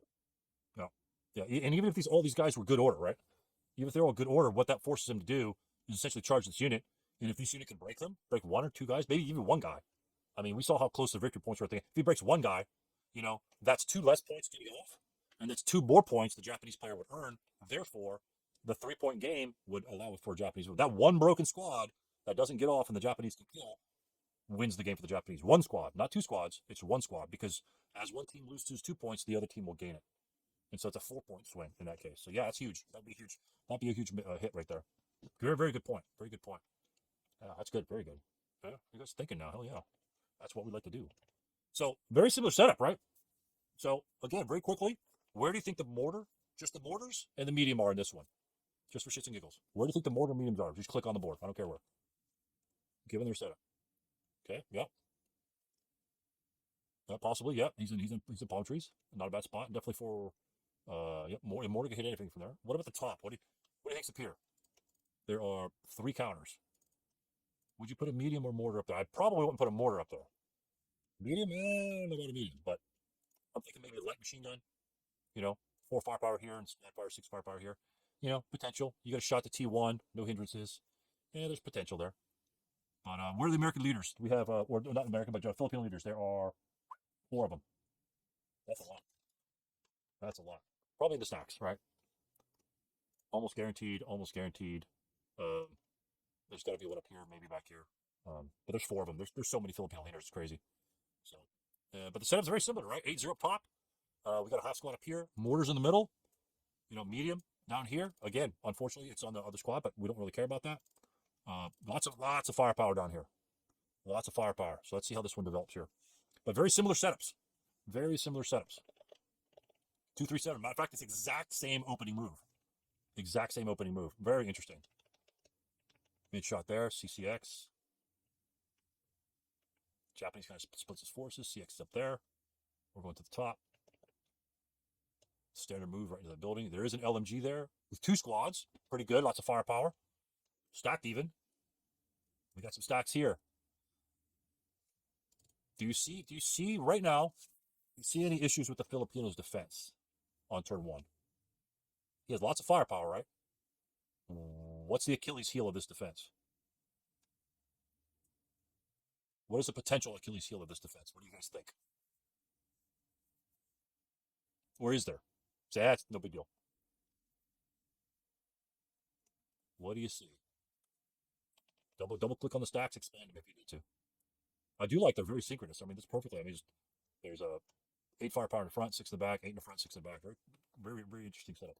Stacking. So, see, and they're all in the jungle, so they can get airbursted. Yeah, you got more airbursts, and the stacking is the next best thing. Although this is they're pretty slow. Although it's a little bit better defended in CC, right? It's slightly better defense in CC because he'll have more firepower, but the same ratios will apply. The Japanese will just score points a little bit earlier, but he does have. I mean, this is formidable. It's 8 firepower. That's 16. And if he moves here, first fire, subsequent first fire. You want 16, then you want 8.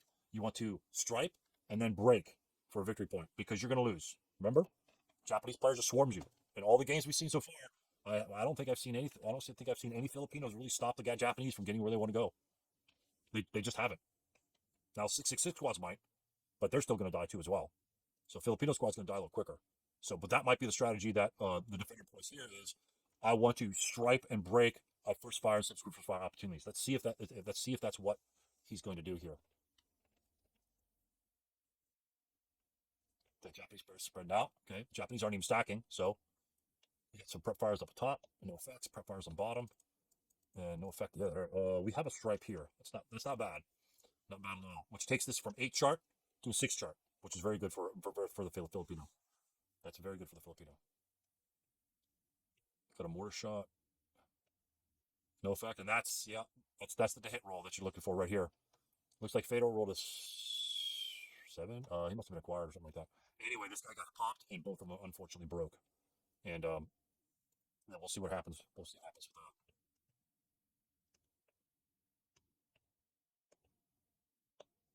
that. There must have been a 7-0 leader up there. The Japanese smell blood, and look how they rotated. The LMG rotates to the top, and these guys rotate this way. That's going to be, man, it's going to look like Starship Troopers on those bugs. Bugs, Mr. Rico. Billions of them. So they do maintain, they do survive. No advanced fire, he does jump in close combat. We have a DM status over here. Not too worried about that because you still get the route away. Nobody's behind you. So that is a problem. Pans, look at the CC down here. Then what turn is this? Turn 2? This is Axis turn 2. Oh, we've just got like an onslaught right down here. And this is with fewer units than what Klon's had before. With fewer units, and he's just going for it. He's taking some casualties, well, maybe, but half squads. Yeah, he's taking some casualties. There's a half squad here, and there's a half squad here. Yeah, the medium machine gun is the one with the he got step reduced twice, so they got a point from that. Mortar centralized. Mortar's been centralized in like all the games, which is cool because I mean that way they fire on both flanks, hand to hand. I think these are actually hand to hand. This is incredible. So CC at 10 will do that for you, or an 8 maybe. Maybe that was the 8. But the bottom here, vaporized, just vaporized. But the Filipino player here has an opportunity to try to kill a leader. Some people say, hey, why is he going to stay so close to 8+2? Well, it's 12 shot, and if you get a kill on that leader there, especially since there's 2-2-3-7s in this vicinity, that pretty much negates a lot of his strength in this area. If he could kill this leader here and break this unit there, he has 6 firepower to deal with a medium machine gun and 3 squads. Technically 4, but this guy's kind of out the way. So that's going to make taking this building a lot harder for the Japanese, because now he doesn't have a hero even present. And you have a unit in your front line that can actually break when you start moving forward. So there's really not a lot of good spots where a Japanese player, if he lost this stack here, could really move to assault this. I would probably just go to kill this guy here, and then hopefully something will pop open with the mortars. Drop some smoke somewhere and allow me to get into close combat. So that can really take a lot of your offensive firepower, your steam away as the Japanese by the Filipino player. I assume he had fired here. One unit had to have fired there. I'm pretty sure the other unit fired there. The mortar fired on the LMG.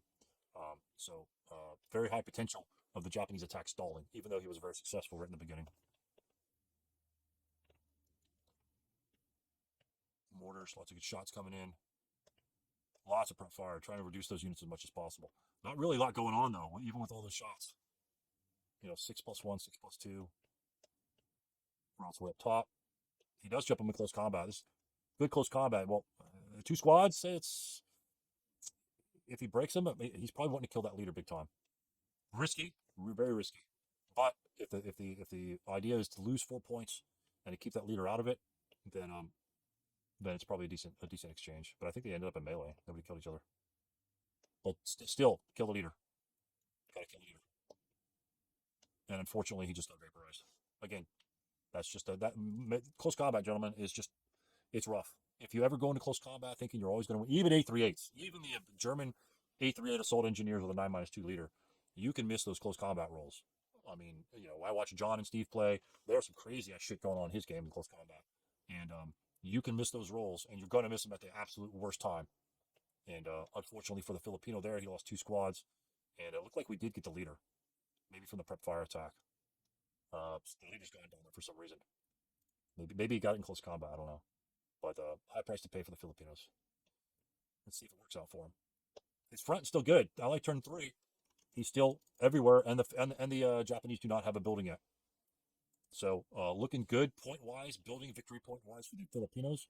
And there's lots of units still up top. They're going to get vaporized probably here pretty soon. But Volner in the middle. These guys are broken. These guys are broken right here in the middle. And so that looks like it's starting to crack. He's only got 2 squads on the bottom. Let's see if he can hold out for a little bit. Yeah, definitely want to fire on that guy. You don't want him doing too much flanking maneuvers on you. Yeah, this is bad news. Good move. DM him, move the other guy behind him. This guy's first fired on this here. So that gives this guy a free move. Remember, he moved this guy first. He moved this squad first, generated the first fire shots, I think, from this unit. Yep, from this unit here. Okay. And then this unit just walk behind him. If you spot something like this and this pop potential, yes, he can move the leader back this way or the squad back that way and do exactly the same thing. But if you don't fire on this unit, which you're not going to kill anyway most of the time, you actually want to defend this hex versus that hex to prevent this. Well, to prevent the 237 from doing that. The 447 can do exactly the same thing, but you force him to move that machine gun or the leader, maybe even the leader that way as well. Maybe he mistakenly moves the leader there and you pop the leader. And at least if you lose units over here, he loses the potential Banzai. So tough situation. It's probably a loss anyway, regardless, because he's got so many units up there.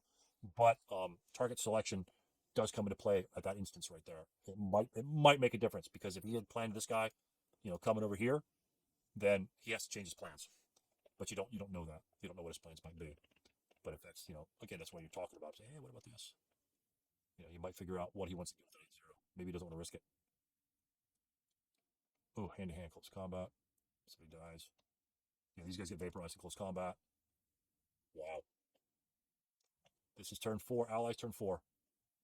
We have, we've only lost 1 building so far as the Allies.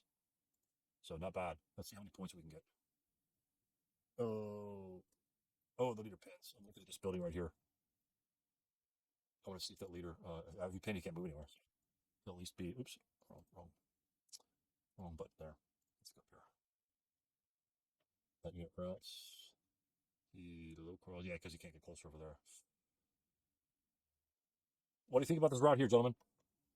He routes from here, low crawls to this location. Does he have other options? He can't go here because he's getting closer to this unit. So the BB6 is not an option. What do you think about this low crawl here?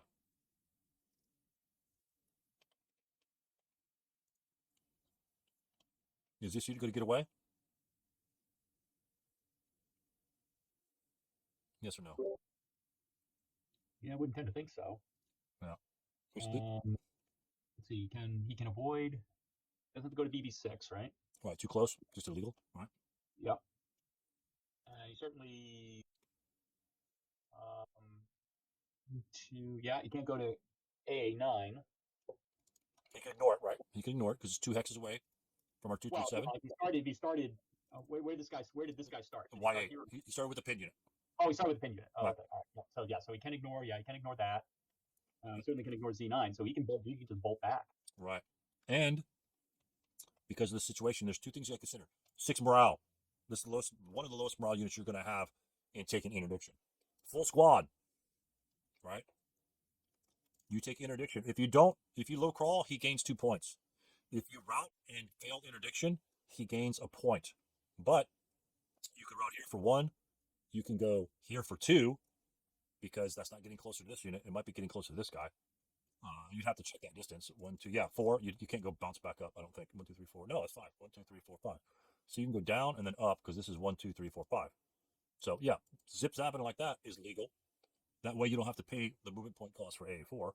1, 2, 3, 4, 5, 6, and keep your or here 6, probably 6 here. I'd go as far away from these as possible. Go 6 here and keep your DM status and hopefully get off the map.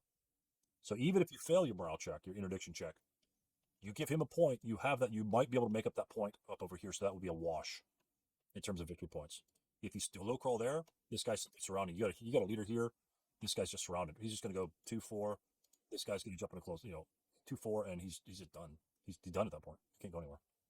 This unit alone eliminates that unit. And so he's got 2, you've got nothing. Mark? No. So even though it's a very low chance of passing that, 5 or less, right? Because it just pins you. 5 or less is your only chance of getting a point off the board.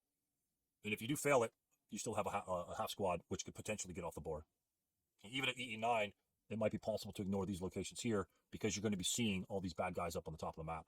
And you can probably eliminate those. That way, this unit could possibly move over here and shoot you in open ground or interdict you in open ground while you're routing. You don't want that to happen again. So you probably want to end up in the palm trees. So these most likely will be ignorable because he's probably going to swarm the 8-0. And then a line of sight will be gained to that unit, which these are going to be probably equidistant or no further from these units, and then just route off the board. So unfortunately, that's about the best chance of that unit for is going to survive because there's just nothing left. There's nothing left of the American of the Filipino force. So 1 point again, 1 point can make a difference because guess what? The Japanese are getting 2, and if you pass that morale check, you're getting 2. The second 4 points to win. If he gets 1 and you get off 1, then it's a wash. Yeah, he kills you 1 here, you get off, it's a wash. So, and I'm not sure exactly how close this particular game is, but right now it's Axe's turn. He's got to occupy the buildings. He can't occupy the buildings, so it's not that big a deal. But the Filipinos defended really stalwartly right in this beginning. The Japanese are just barely getting these points. Turns 5 and 6. So, will that make a difference? I don't know. We'll see. We'll see at the ends. I think they type out the ends. They eliminate those guys. Let's see. I think they posted up here earlier. Or no, it's on the right hand side. Japanese building 8. Filipino building is 32. 32 for the Filipino building and 8 for the Japanese, it looks like. But look at the casualty bin. Casualty bin for the Filipino is 31 and 9 on the backside. So it's like a 39, 41 for the Filipino and 39 for the Japanese, it looks like. I'm not sure if they added points at the last turn. Maybe they didn't add the points in the last turn. But again, very close game. Even though the Filipinos essentially got annihilated from the map. He didn't really exit anybody, did he? And he scored 32 points in the buildings instead of 24. And essentially, if he could hold those buildings for the 8 points in the next turn, even if he loses 8 points in doing so, can he get those 8 points off the map? Right. So he didn't take those 8 points off the map to possibly try and save those buildings another turn. And again, that might be if it's turn 4, that means the Japanese essentially get no points during that turn. Because it's a wash. I gave you 8 and you lost 8 because I still had the buildings. There are going to be casualties throughout the whole thing, but there's only 9 points casualties of the Japanese. So, but 41 to 39. That's one squad. That's one squad, and that could be this guy right here. It could be Z8. It could be that one squad right here that could have routed here and then the last turn right off the map, or the Japanese player turn right off the map. This could be the difference of the game. Essentially, like at the end, obviously, every single decision you make during the game which causes you losses that you could potentially avoid, obviously could do exactly the same thing, and most of the time that's where you lose the game. Is some guys get mobbed or something like that. Did this guy? There's a 2-4. Maybe he could have gone 2-4 and ended up in Z2. That could have made a difference in the game in terms of defense, right? Because the half squad moves over here, still wants to surround them. Now this unit can fire on this guy and subsequent first fire, and then final protective fire on somebody else.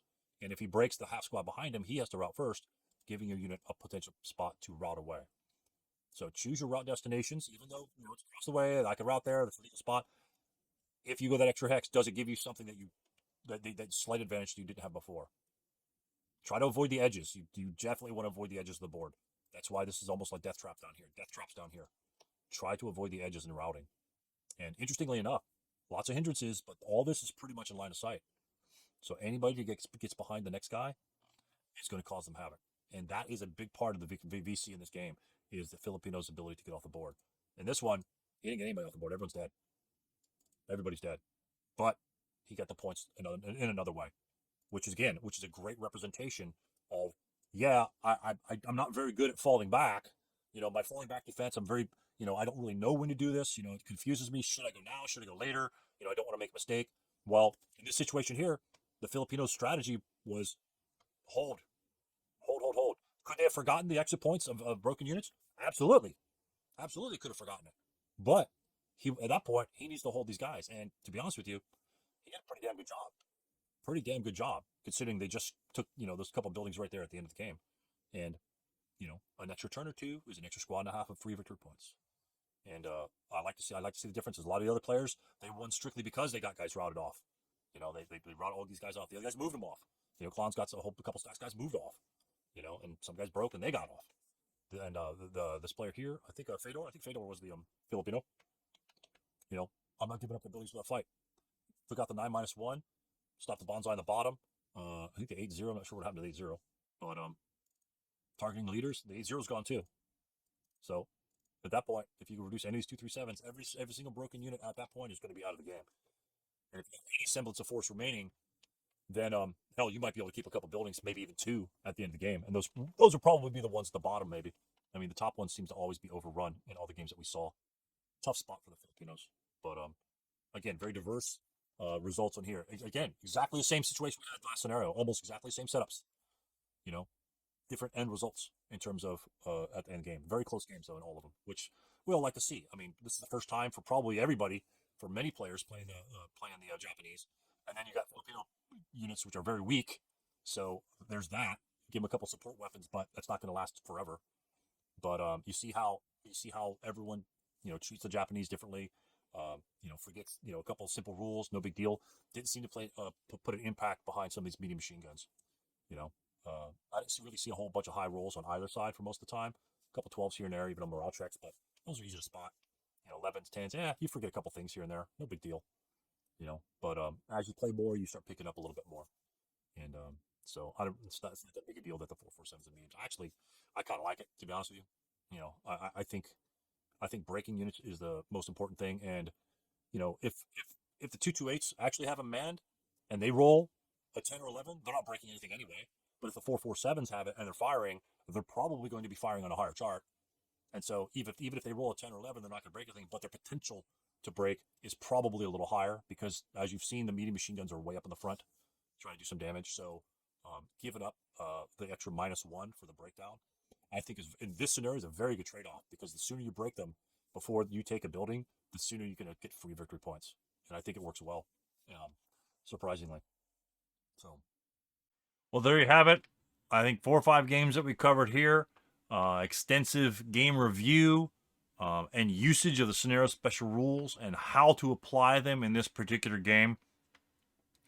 Again, I like to include all the log files that we have on board simply because, you know, it helps the people get recognized for their gameplay. Maybe you see something really cool in it and say, hey, maybe I want to contact that person or be part of the group here and engage in your own log files. Submit your own log files. We don't have a problem in getting the log files, going over them in the Tactical Tuesdays. The more, the better it will be because I'll become better and more adept at, you know, streamlining the process of the log files we have now. So right now we just kind of talk about it for the next 2 hours, and then we just kind of go over questions and things like that, and we just take our time. So it's not a rush to get through the different scenarios. So again, if you have questions, you want to participate, submit log files. If you have funny things that happen in your log files, just submit a note on the ASL Discord server, the link down below that you should be joining if you want to submit the log files. Go to ASL Scenario Archive. Dave's site there is will allow you to upload those Vassal logs on the game of the month or the scenario of the month as he has titled on his site, and therefore I can easily pick them off of his site that way, and that's where I get all the Russian ASL Vassal logs is from Dave's site. So that's a huge benefit. Visit a site, look at other scenarios that might be coming up, play game of the month, scenario of the month, submit your log files, subscribe to the channel. You know, we need more viewers because the more viewers, the more submissions, the more information we guys can go over and then give you at least our synopsis of what's going on. And of course, participation is always had on Tuesdays at 5:30 Pacific Standard Time, GMT -8. That might be a problem for some people, but watch the videos, submit your comments, and then we can go from there. All right? Thanks a lot, and we'll see you guys next time. Go play some ASL.